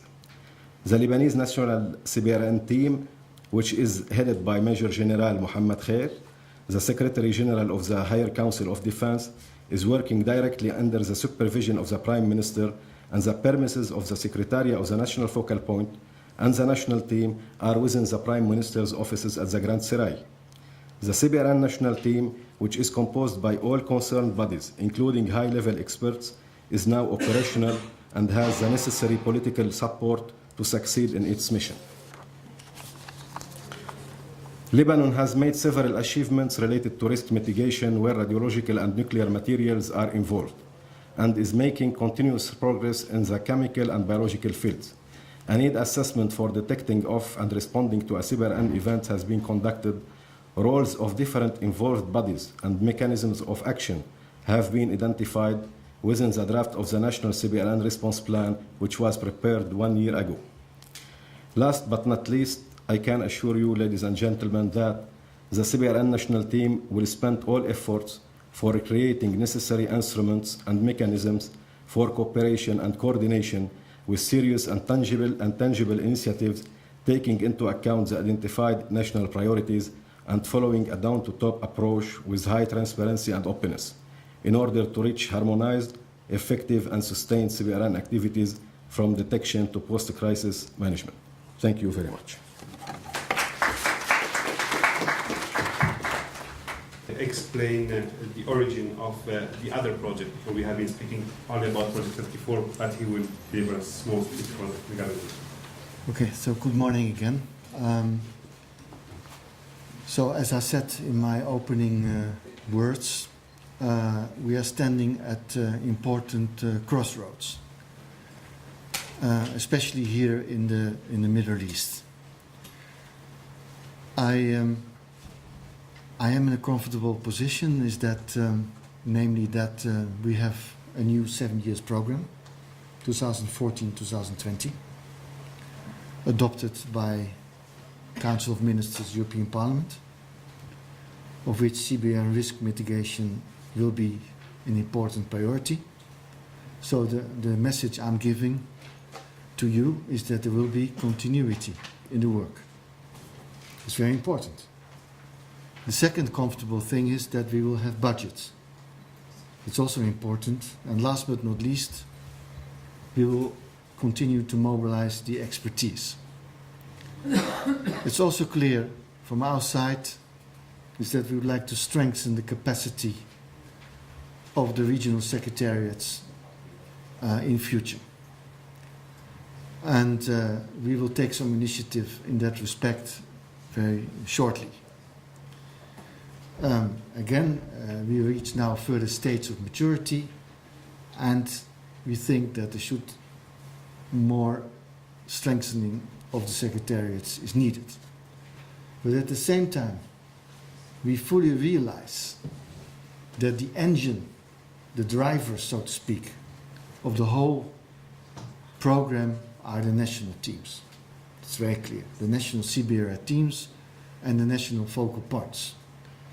And that's why we started to reach out in Brussels, where we met all together, and we do that again in June in Ispra in Italy.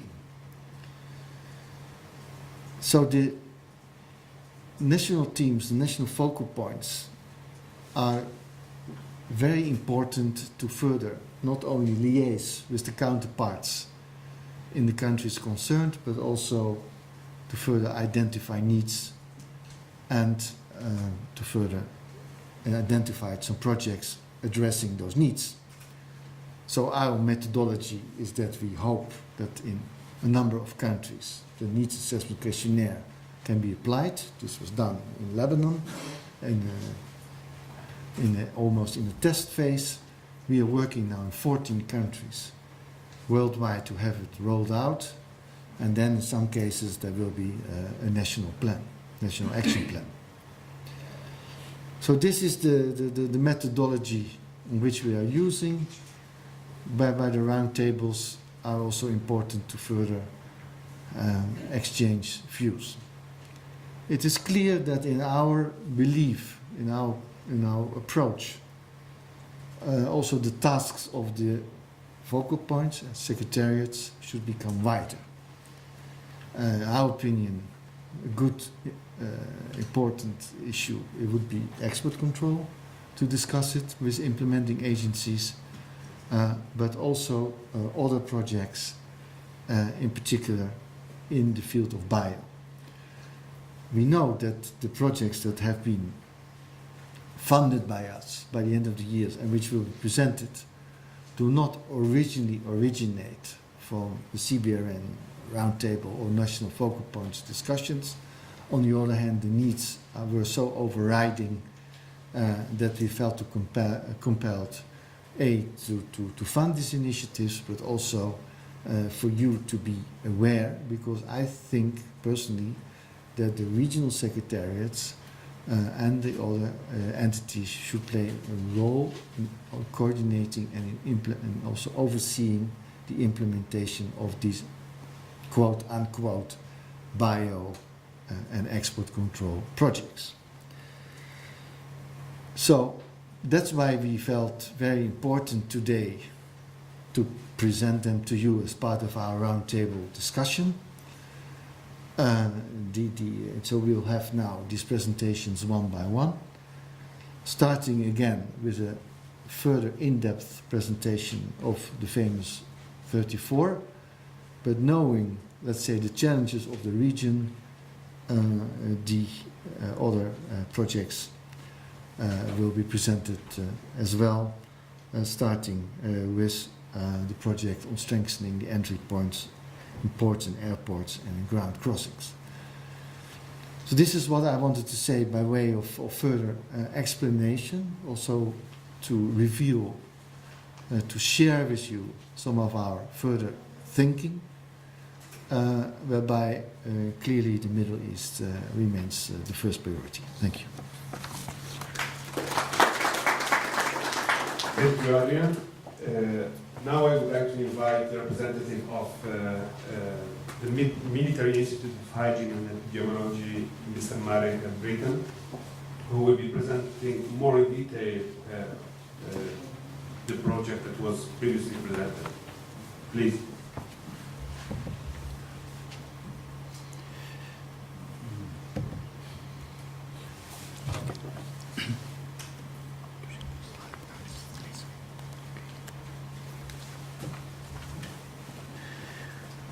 Ladies and gentlemen, I would like to present you more details on project number 34. I will skip some slides that have been shown before.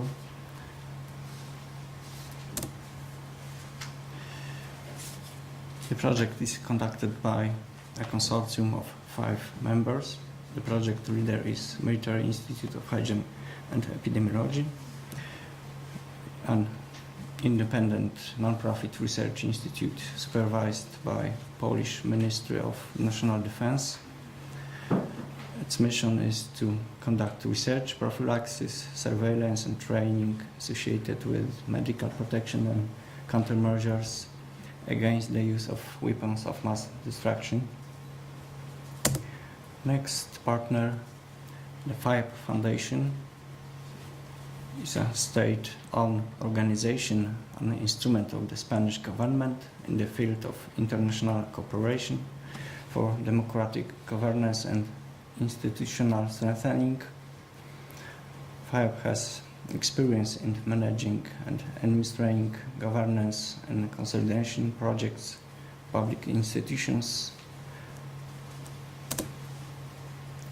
FARMIT Foundation, non-profit corporate body recognized by the Italian Minister for Research, with consultative status granted by the United Nations.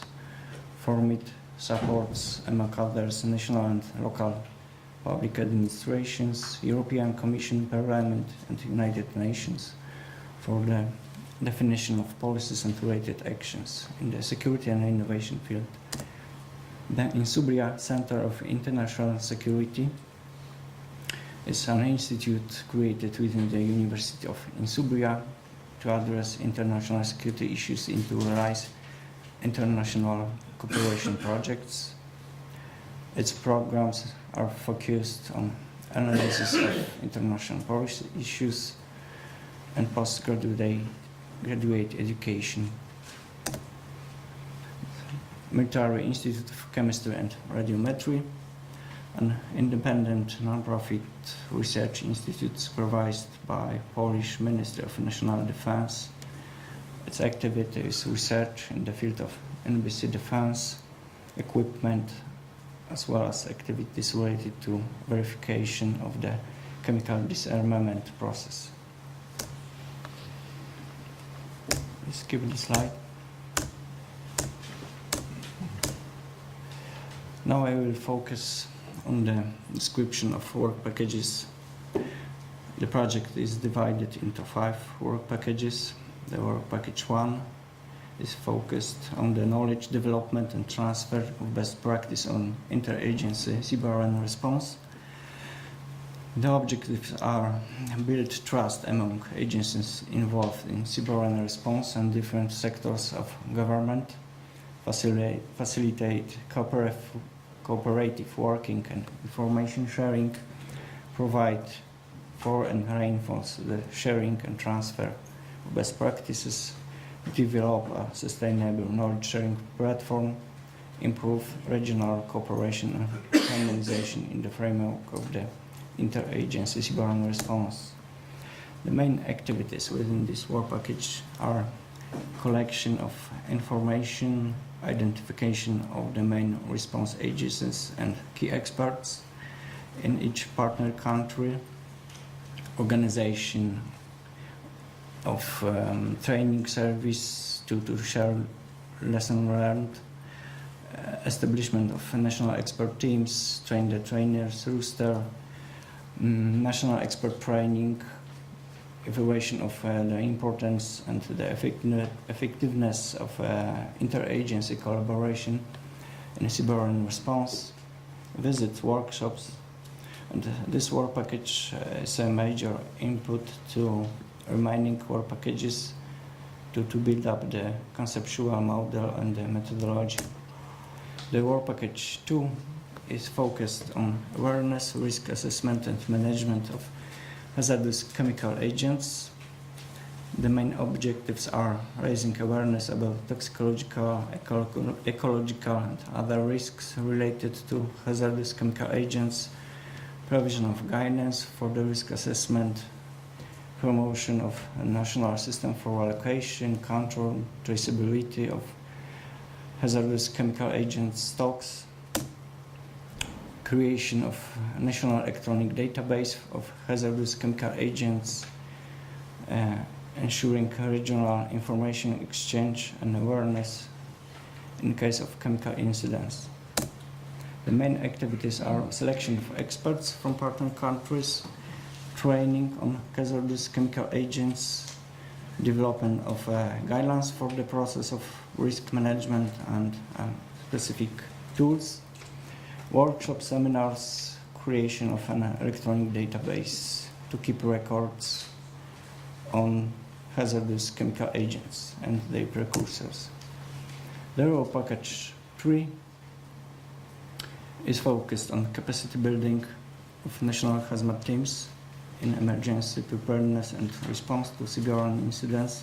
The main objectives are improve the efficiency of first responders, increase the capacity of national hazmat teams, expand national hazmat teams to cover rural areas, cities and high-risk locations, improvement of the technical capabilities of national hazmat teams through the provision of technical equipment, identifying, analyzing, assessing needs and gaps, dissemination, collection of relevant information, coordination, cyber initiative, representative and detailed map of the national cyber expertise.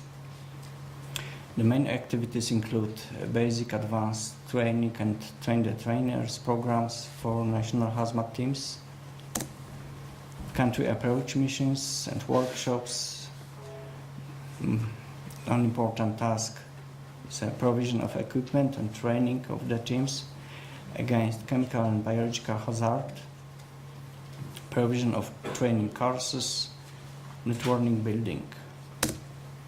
The work package 4 is focused on strengthening capacities of the emergency medical service.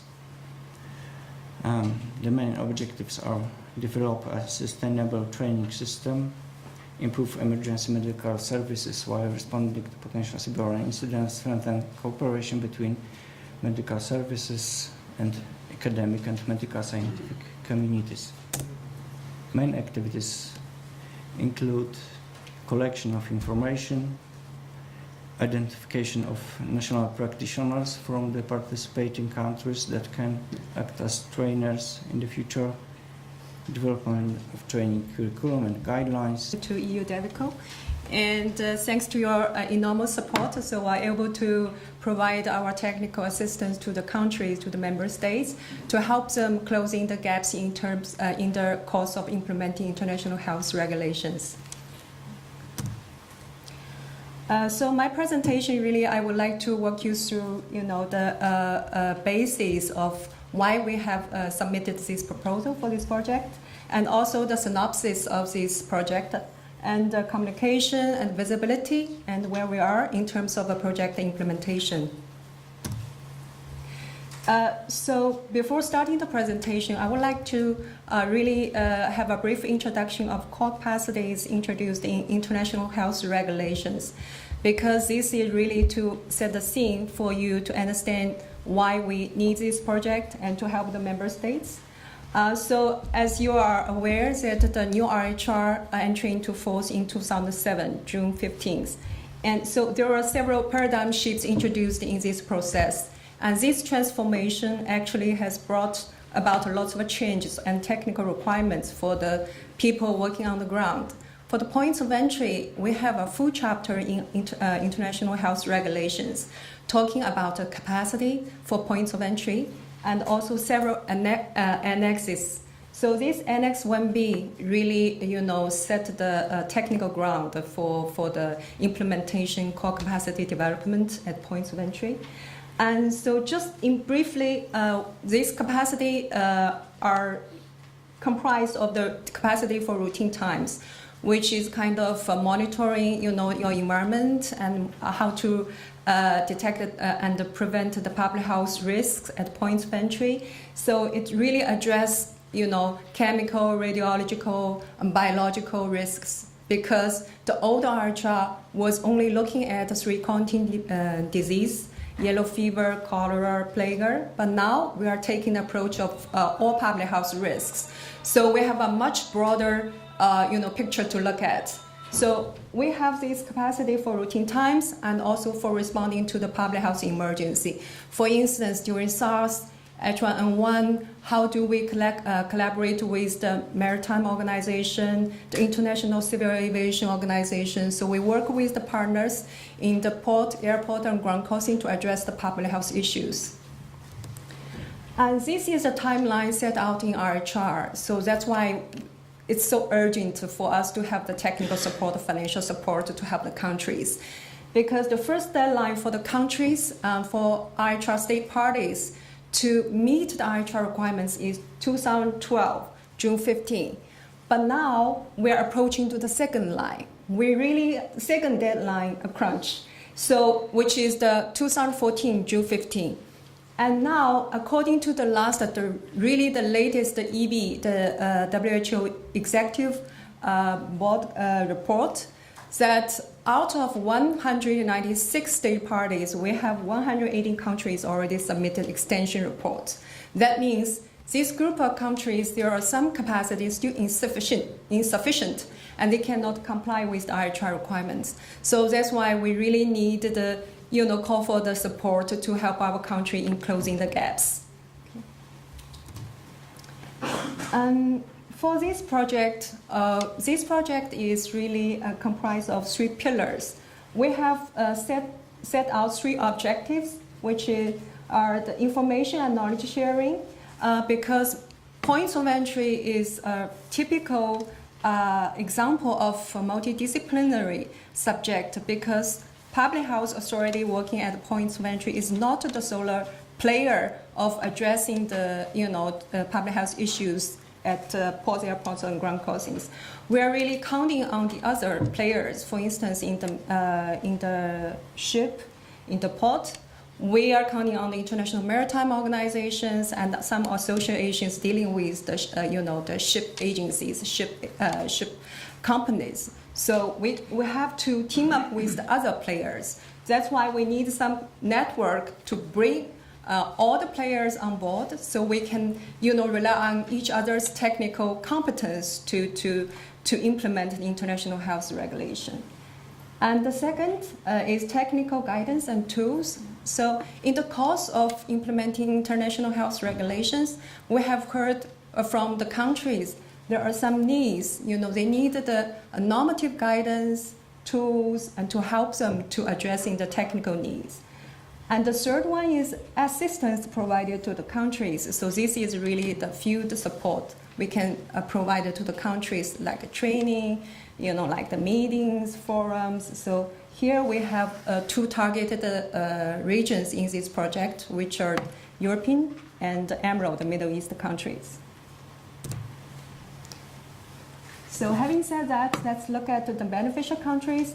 So you can see, because we have the global guidance and tools development under this project, so this work package will be geared towards the global use. And then the other 2 packages were addressing, European countries and Middle East countries. Okay.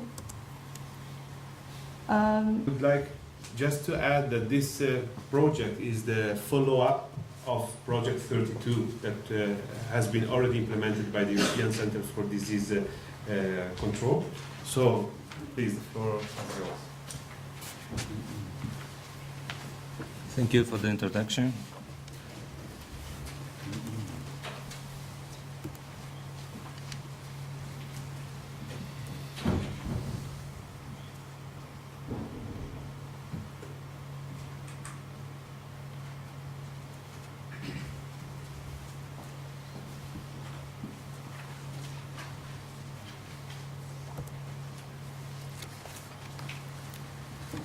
His Highness, Excellencies,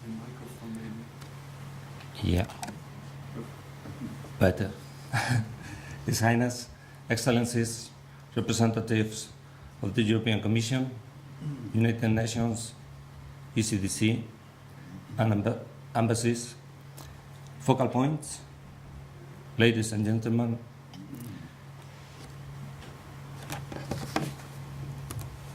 it is a pleasure for me to share this fourth roundtable meeting of the Middle East region to present you the MEDIPIET project in Jordan. The MEDIPIET initiative has a high-level political support and was initiated at the Rome ministerial meeting convened in 2012 to address the challenges to the health system posed by the flux of refugees. It was subsequently endorsed by the July 2012 Informal Health Council and the 2012 Cyprus Presidency Conference on Health Threats. As an implementer of the European Union, I would like to stress the commitment of the Spanish government and the society with this project, and I would like to thank the European Commission for the confidence in the capacities of our institutions for helping the European Centre for Disease Prevention and Control to maintain the fluent dialogue and sustainable action in order to strengthen the capacities of Jordan and other Mediterranean countries to face future potential communicable disease challenges.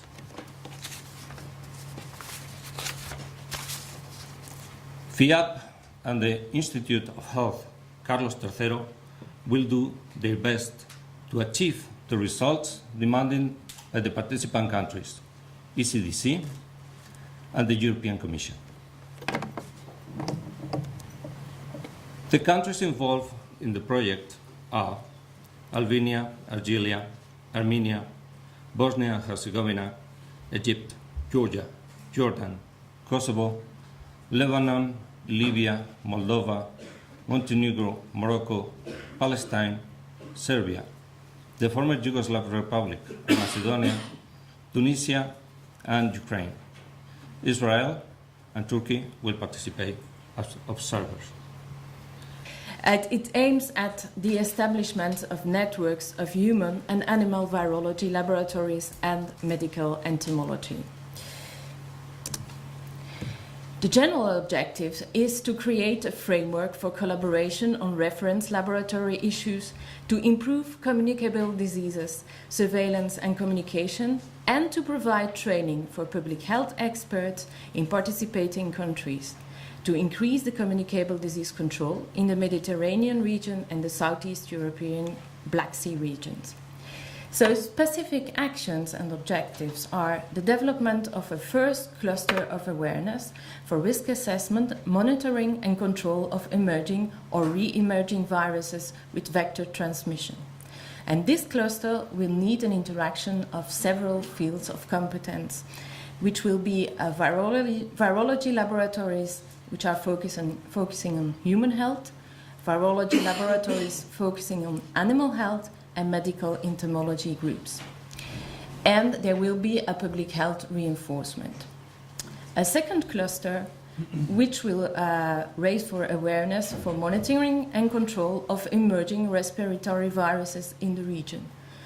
Also comprising interaction of different disciplines, which are, again, virology laboratories of human health, animal health, and of public health specialists. We will do this by capacity building of national laboratories in preparedness and response to emerging zoonotic viruses and respiratory viruses. It's a 4-year program with 19 target countries, which are very similar to the former project which was presented.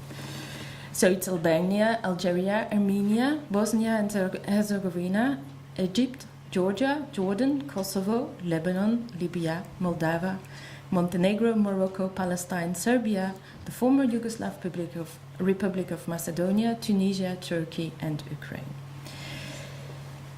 All these countries belong to 3 Center of Excellence regions: North Africa, Middle East, and Southeast Europe, plus the Southern Caucasus. So our aim is to closely work together with these centers of excellence. What will be the organization of the work packages, and how will we implement this project? So there will be, of course, a work package for coordination, communication, and dissemination. The 2 clusters I told you about, emerging viruses with vector transmission and on emerging respiratory viruses with possible animal transmission, will gather different work packages, as I said before.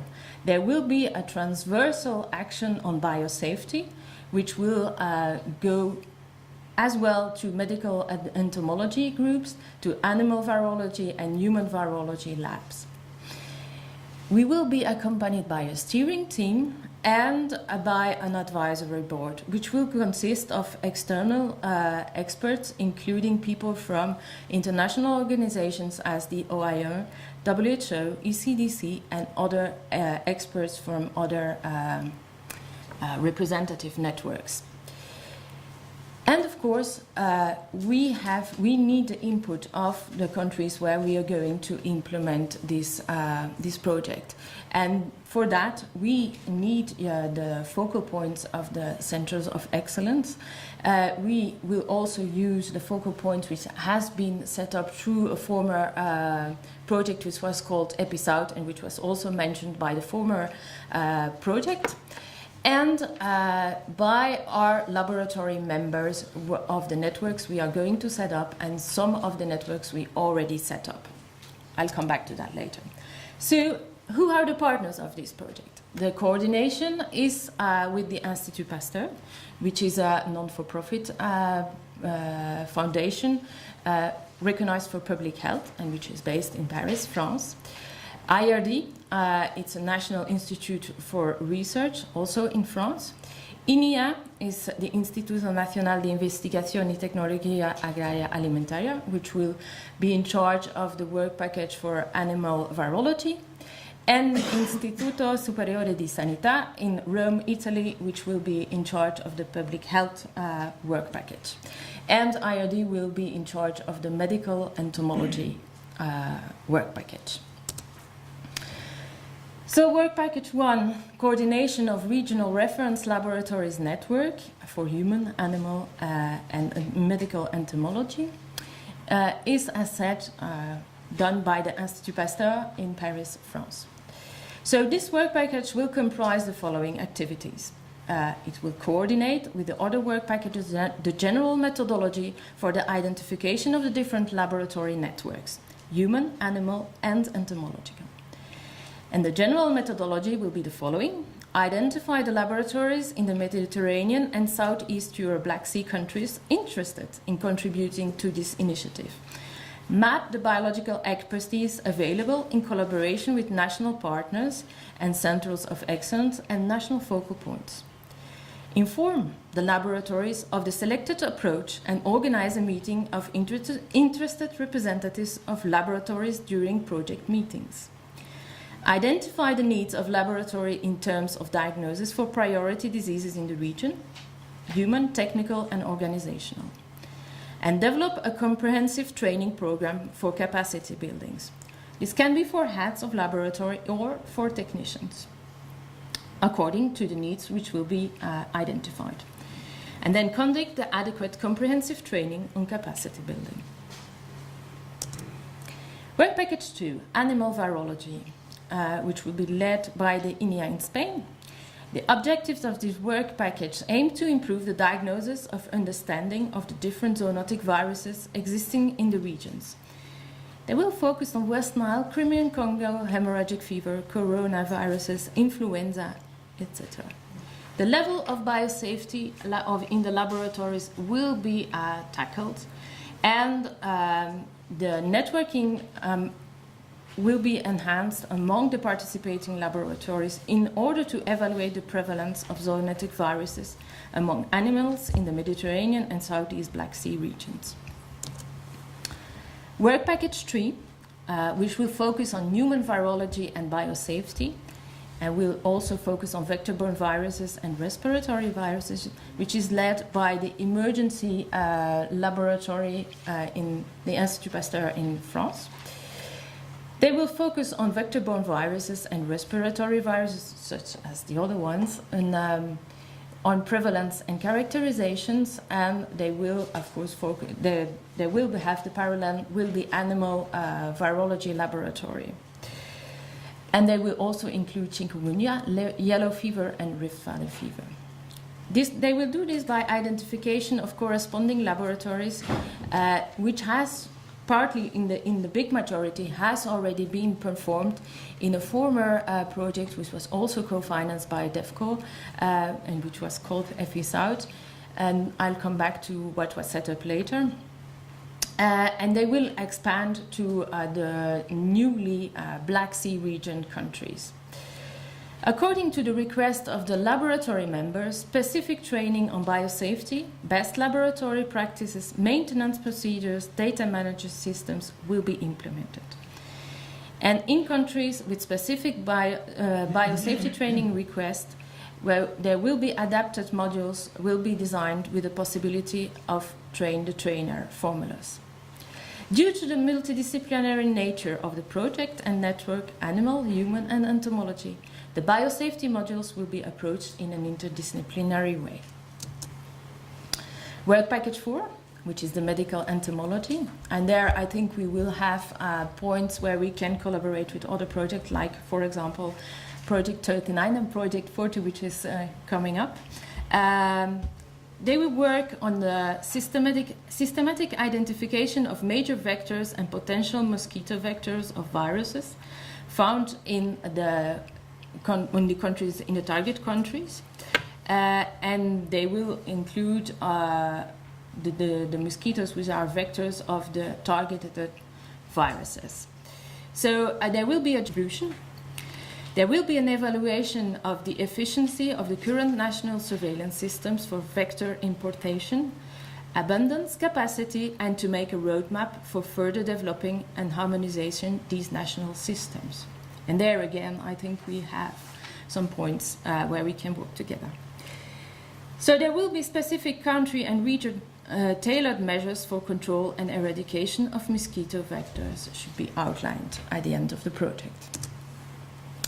The public health work package, which is led by the Istituto Superiore di Sanità of Italy, will be investigating and improving, where possible, the standard methods of surveillance towards integrated surveillance, risk assessment, and early case detection. And they will work with the 3 other work packages of human health, animal health, and medical entomology, because there is a request for integrated surveillance. The harmonization of methods to facilitate data exchange and data management, which ultimately will improve prevention and control, will be aimed at. And methods will, to link procedures, will be verified and described through a situation analysis and to be carried out in a pool of representative countries. The feedback of identified gaps and needs to other work packages and identify relevant case studies and lessons learned will be shared with all the countries involved in order to enhance integrated surveillance among all the entities involved in each of the different work packages.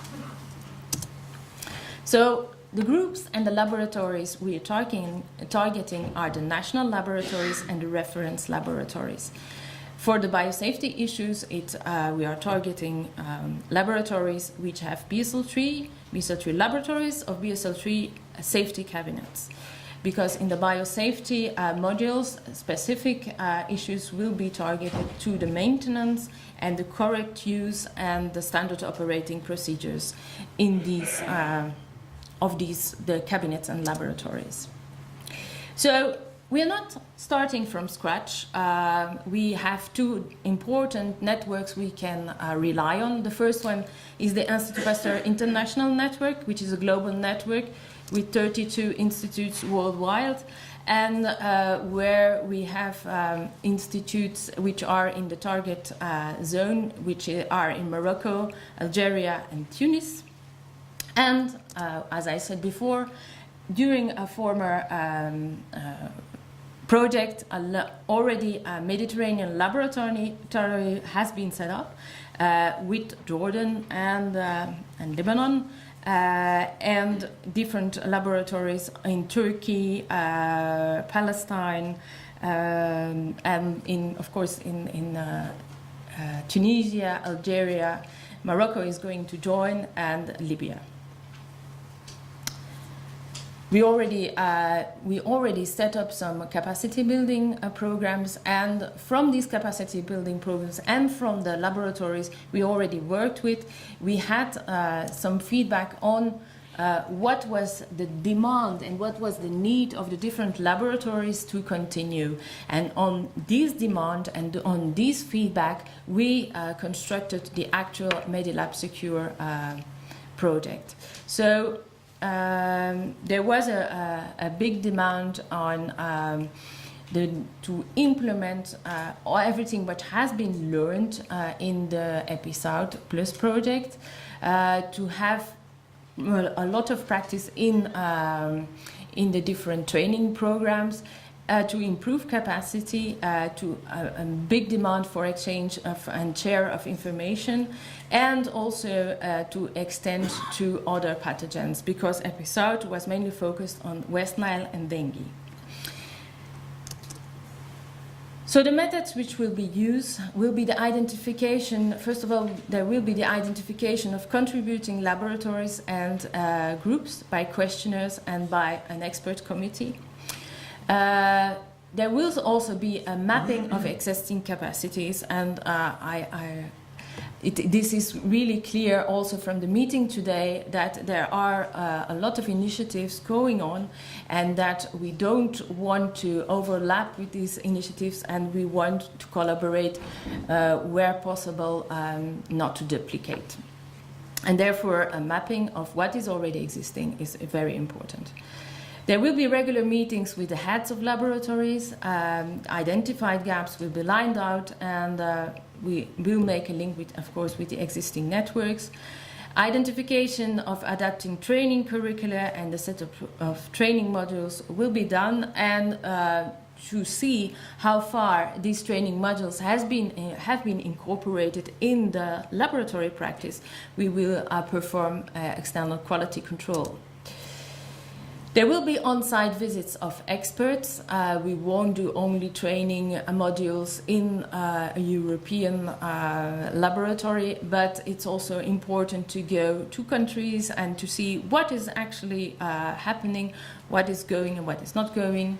And then identifications and setup of network activities, not only of training, by sharing of protocols, standard operating procedure, make sample and tool exchange possible, and set up, therefore, also for communication sake, we will set up web-based tools, like, for example, a web-based tool to identify the mosquito vectors in the region.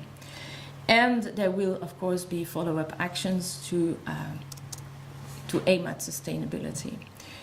So the general expected outcomes are an improved knowledge base with regard to the actual situation, strengthened prevention and preparedness capacity, more effective and coordinated response capacities, optimize exchanges, information, protocols, for example, between the different partners and international organizations, for an improved information communication and awareness, and of course aim at sustainability. There is not yet a website for the project, but I will be soon. And for any information, you can contact me. So, shukran, thank you very much, and thank you to the European Commission. Thank you. Laboratory unit. First, thank you very much for inviting us for this important meeting. And second, I need to apologize. This meeting came to my knowledge in a very, very short notice. So I didn't know that we are focusing on just biological risks. I just changed the name, but it's speaking about DEFCO project, covering a lot of aspects for laboratories, but I will try to focus more on the biorisk. You have all the information in the presentation beside other information. So we will try to focus only on the biorisk now. When we talk about biorisk management, this goes under building capacity of our laboratories in the region. And building capacity is under IHR. Thanks to my colleague Nilan, because she already introduced what IHR is. And you know that laboratory is one of the IHR core capacities, and its service should be involved in all phases of alert and response system. And for that, the laboratories under IHR should have the capacity for early detection and assessment of epidemic and pandemic-prone pathogens, and safely contain and handle such dangerous pathogens and produce high-quality results in a timely manner. And I can assure you that implementation of IHR is considered as our top priority in EMRO. What is the status of our laboratories in EMRO? We have 23 countries with different levels, with unevenly distributed diagnostic capacities, either between different sectors like health and veterinary or food labs, or even between different levels in the same sector. For example, it's between the central lab and the intermediate or state laboratories. Most of the countries have the needed facility inside central public health laboratories, despite the existence of some financial and manpower limitation and lacking of good laboratory quality management system, either partially or completely.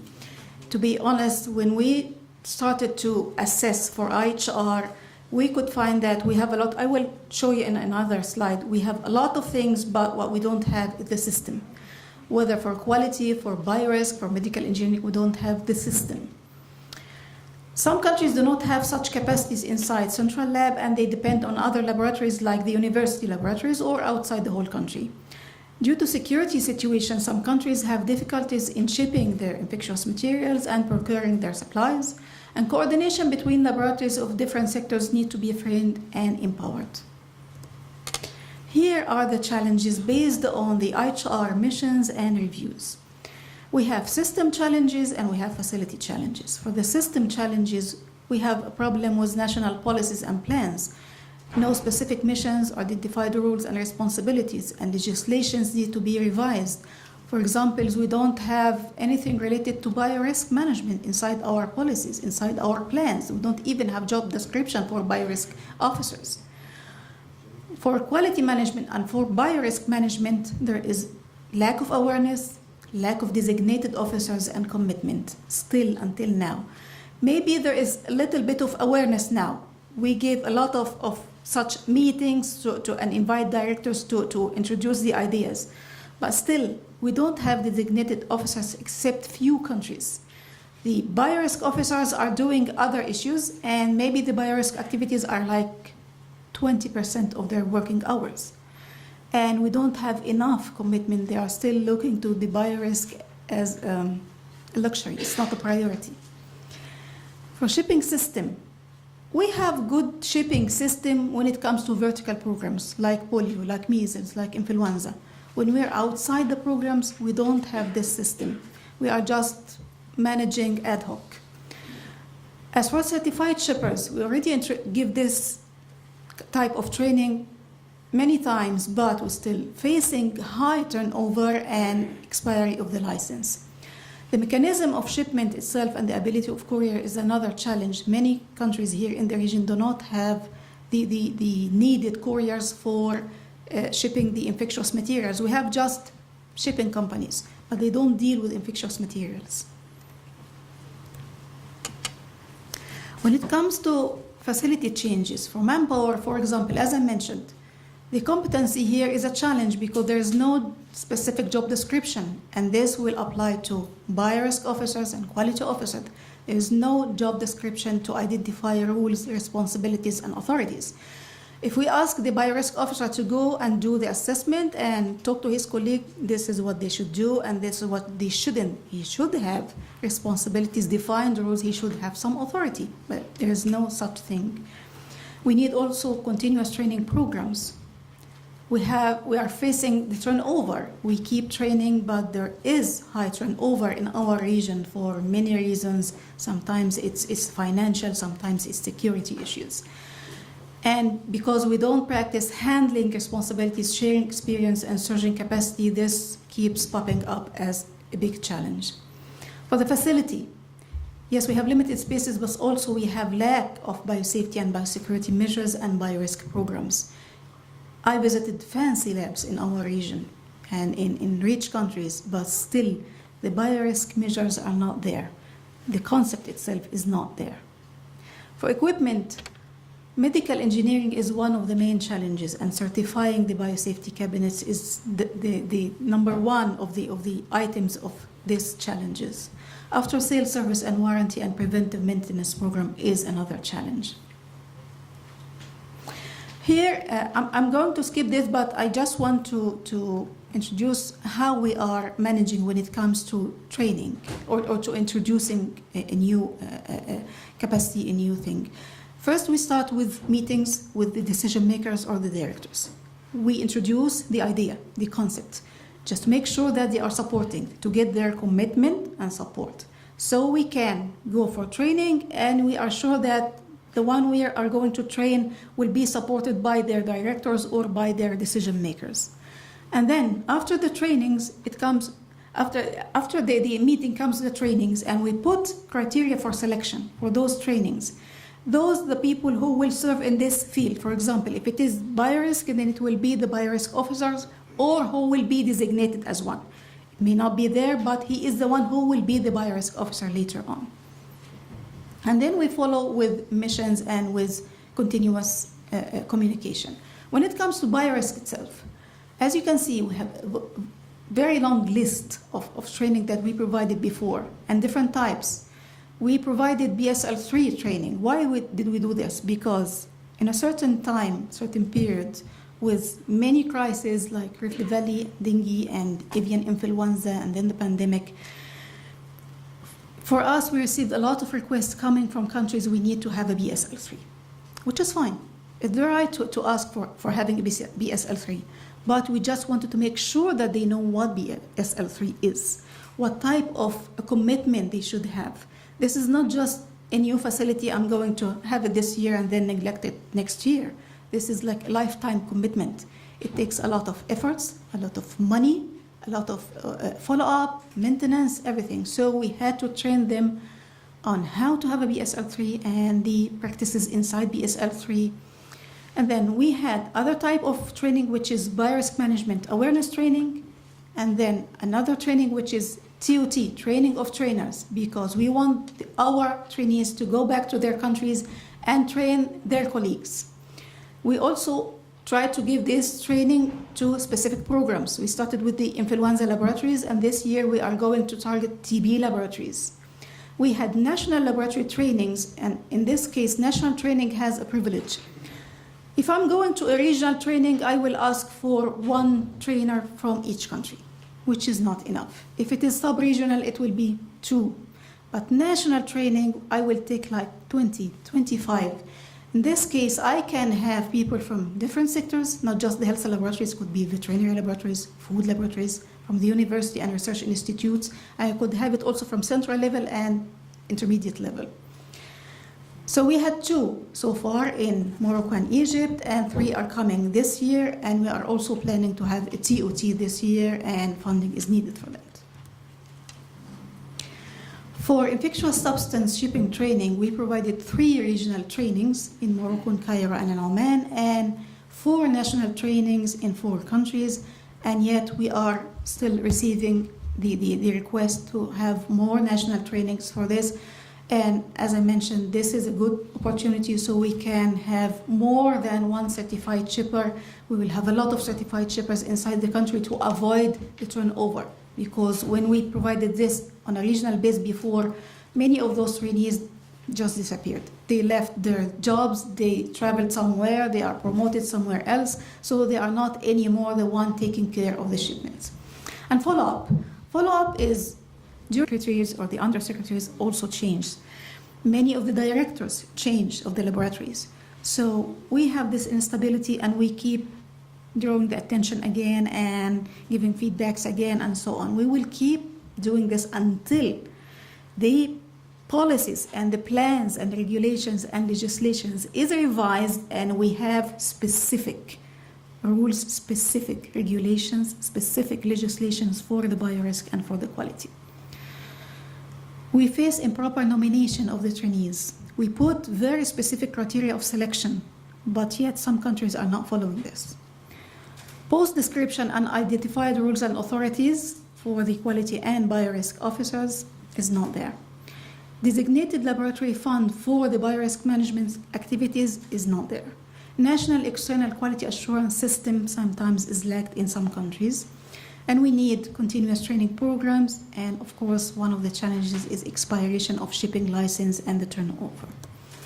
Now, when it comes to our activities that will be funded or supported by DevCo, first, we are really considering this fund as an opportunity. As I mentioned in the beginning of my presentation, PHL is a newly born unit. And we are just starting. And we started with having strategic plan, which is just developed last December, and it's in the approval phase now. And under this, we're going to have a lot of activities. And DevCo is highly appreciated for their support and funding that will be used to facilitate the planned activities for this. Our future activities, and what I'm going to mention here, are all funded by DevCo. First, support the development of nationally owned laboratory policies, strategies, norms, and regulations, as I mentioned. Without this, we will keep jumping and starting from scratch whenever we have any change in the leadership. We're going to have regional meetings of laboratory directors and experts to stimulate cross-sectoral and inter-country initiatives and policies. And we're going to have preliminary national laboratory working group meeting in 2 countries to include representatives from laboratories under disease-specific programs, the vertical programs, and from different sectors and from different levels. So we want to gather them all together. They want to listen to each other, know each other, and learn from each other. To include a review and likely revision of the legal and regulatory framework governing the licensing, practice, inspection, and eventually accreditation of health laboratories and of national biorisk management policies and systems. For the institutional and individual capacity building, we have a lot of activities when it comes to biorisk management. Again, we will follow the same methodology, meeting first with the decision makers and then biorisk training workshop, and this is going to be a TOT. We have other activities for laboratory information management system, leadership, and again, I'm assuring you that in the leadership courses, we are focusing on the neglected issues, which is biorisk and quality. Equipments and supplies, provide essential equipments and supplies to resource-limited laboratories in the region. Supporting laboratory network and training workshop on antimicrobial resistance, laboratory-based surveillance, and assessment and follow-up missions. Here's our way forward. Sitting in the stage for implementation of Public Health Laboratory Strategic Plan, advocacy to develop national laboratory policy and plan, empower the laboratories managers through development of leadership skills, establish laboratory working group at national level to assist in policy and plan development, advocacy and technical assistance, develop and revise laboratory medicine curricula to improve knowledge and skills, to have dedicated fund for the laboratories, which is a main challenge in our region. In many countries, there is no even laboratory directorate inside the Ministry of Health. It's under one sector. It's either the preventive sector or either the curative sector, and they don't have their own budget for the laboratory activities. Taking the advantage of the IHR obligations, EMRO will keep encouraging the Ministries of Health to consider establishing laboratory quality management system as a top priority, and to include the position of both the quality and biorisk officer in the hierarchy of laboratory, and to provide financial support for both the quality and biorisk activities. establishment of electronic laboratory information management system, and networking among health and other sector laboratories to improve efficiency of detection of outbreak events reported and response. Thank you very much.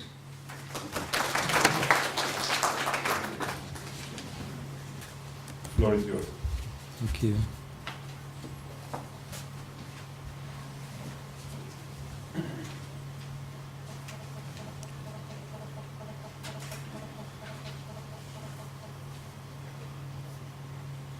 Thank you, Adil, for the brief introduction. His Highness, Excellencies, ladies and gentlemen, the topic I want to introduce you and the program I want to introduce you is a bit different from what we heard in advance, because it has nothing to do directly, at least, with the bio or chemical risk mitigation, but with export control on dual-use items. Whereas the common links, most of the substances that are in the focus of risk mitigation on biological and chemical substances or proliferation are under control when it comes to cross-border movements. So this is the, let's say, the nexus of both programs. I promise you two things. The first thing is, as we are a bit behind of the schedule, I will be brief. And the second thing is, I will not be too technical. So the program that we are talking about now is a bit different by topicality, but by structure as well. It has to deal with export control of dual-use items, and it focuses on two regions. The one region is Middle East, and the focal country here is Jordan, and the second one is Central Asia, and the focal country here is Kazakhstan. So we have not only Jordan, but as Adrian van der Meer already mentioned in his introduction, the European Union considers the region here as of one of the priority regions. So, and this is particular considered in the design of that project. That project has been granted directly by the European Commission, by DG DEFCO, to BAFA. BAFA is the German Export Control Authority, so we have a European Union consisting of 28 member states now, but we have in the dual-use sector, we have a common regulatory framework when it comes to export control, whereas the implementation is the sole responsibility of all 28 member states. So this is the reason why, although dealing with a unified regulation or regulatory framework, the implementation still is under the responsibility of the 28 member states, and each of the 28 member states has its own licensing authority or authorities. In Germany, we have one licensing authority, which is BAFA. That's an abbreviation, and the term for which the abbreviation stands is Federal Office for Economic Affairs and Export Control. So, but more common is the abbreviation BAFA. So what is the objective? The objective in general is to enhance the effectiveness of export control systems of dual-use items. The validity period of the project is 24 months, starting from the 1st of January 2014. Although we have a particular focus on two countries, in Middle East, Jordan, and in Central Asia, Kazakhstan, there is a strong regional perspective and a strong regional approach. And we always try and will try to engage the neighboring countries of the two regions. What are the purposes? The purposes are established here. I will not go to read them out, but the overarching or the aiming purpose is to increase the effectiveness of the export control systems of the countries. And as we are talking about a system and not only a legislation, the system consists of a legislation, of the administrative procedure to implement that legislation into day-to-day practice, enforcement, addressing the actors, which mainly is industry and research community, and last but not least, when it comes to infringements against those provisions, to enforce and to sanction those illegal activities. All this could work only if we establish and enhance the cooperation on a regional and national level, on a regional, national and international level. to enhance the legal and regulatory framework, paying particular attention to a regional dimension. So as we are talking about a globalized world and community today, those export control systems are only efficient and effective if we are able to implement standardized and common systems in a region and not only focused on a country. Last but not least, one of the purposes is to improve the access to information on trade control related issues. It is a matter that is strongly influenced by international developments. We are talking about international export control regimes and treaties. We are talking about sanctions implemented by the United Nations Security Council and so on. And all this relates very, very much on the awareness and the information exchange and the access to information of those partner countries and regions. What is the methodology? We have two phases. The contract that we concluded with the European Commission establishes two phases. The first phase is the so-called inception phase. It lasts 6 months, so it should be completed by the end of June 2014. And then the implementation phase. The project has a validity period of 24 months, I already mentioned that, which means that the implementation phase lasts 18 months. And the project ends on 31st of December 2015. What is the aim of the inception phase, and why is the inception phase such important for the overall project? The aim of the inception phase is to agree in an action plan with the partner countries, which is Jordan mainly and Kazakhstan. And the agreement has to be established in a formalized agreement, so a written agreement.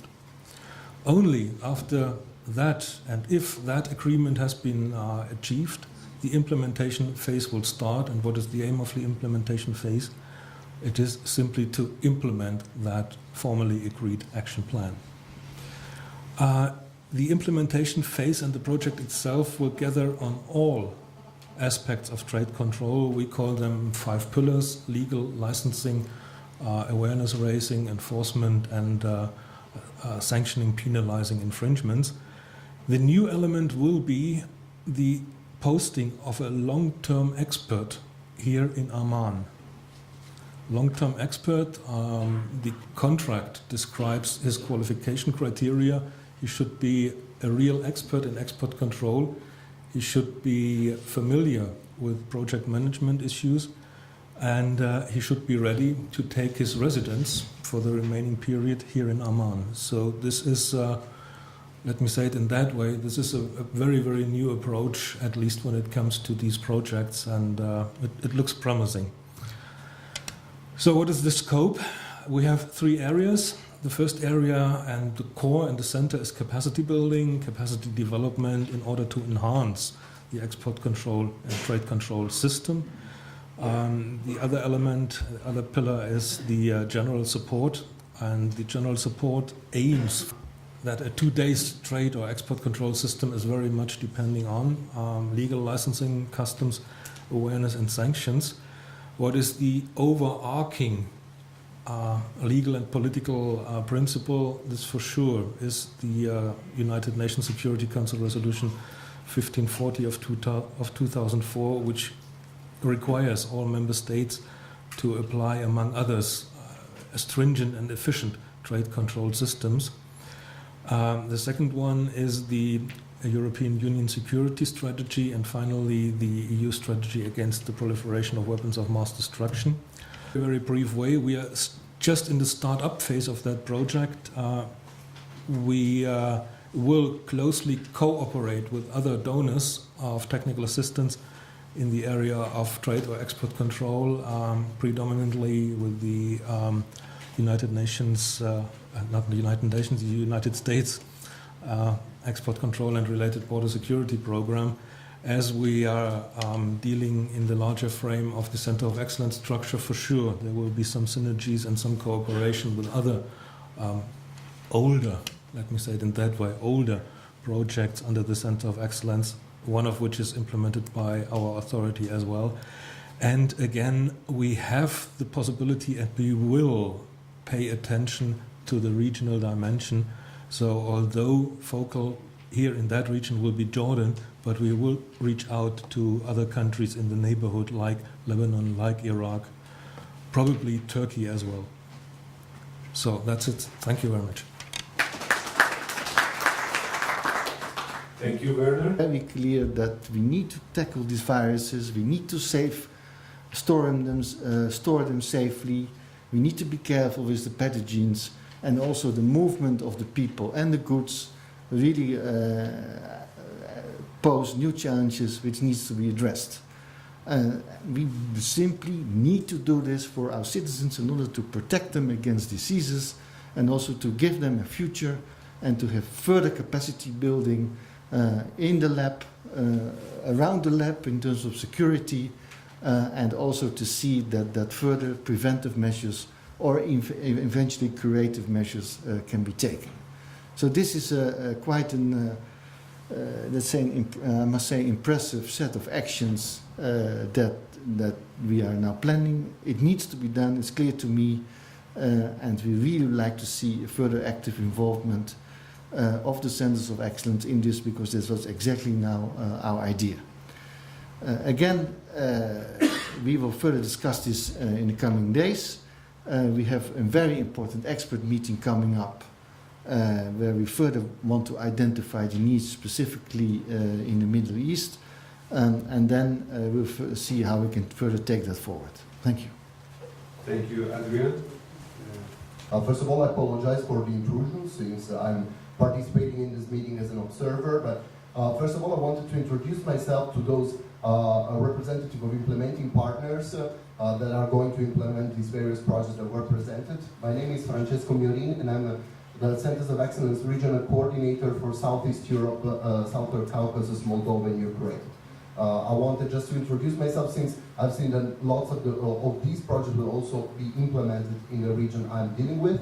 So I just wanted to restate my availability to discuss with you bilaterally in the course of the day when you have a moment. Secondly, I wanted just to ask briefly a question to the representative of the Institut Pasteur regarding Project 37, the establishment of a network of reference laboratories. I have found, working with the partner countries in my region, I don't know as for Middle East, but as for Southeast Europe especially, what they were pointing out is the lack of first of all, a mapping of all the laboratories, both public and private, that are dealing with dangerous pathogens in the region. And also, they outlined the need of putting these laboratories into a network, first at the national level, but also at the regional level as well. So I was very pleased by just by seeing the title of the project, which is indeed to establish some sort of a network by reference labs in the region. I wanted to ask you, like, just very briefly, a bit more information on how do you see this network to be created? Will the network be some sort of institutionalized or officialized, where will be communication mechanisms for the members of the network? Will they be put in place? Or just a couple more information?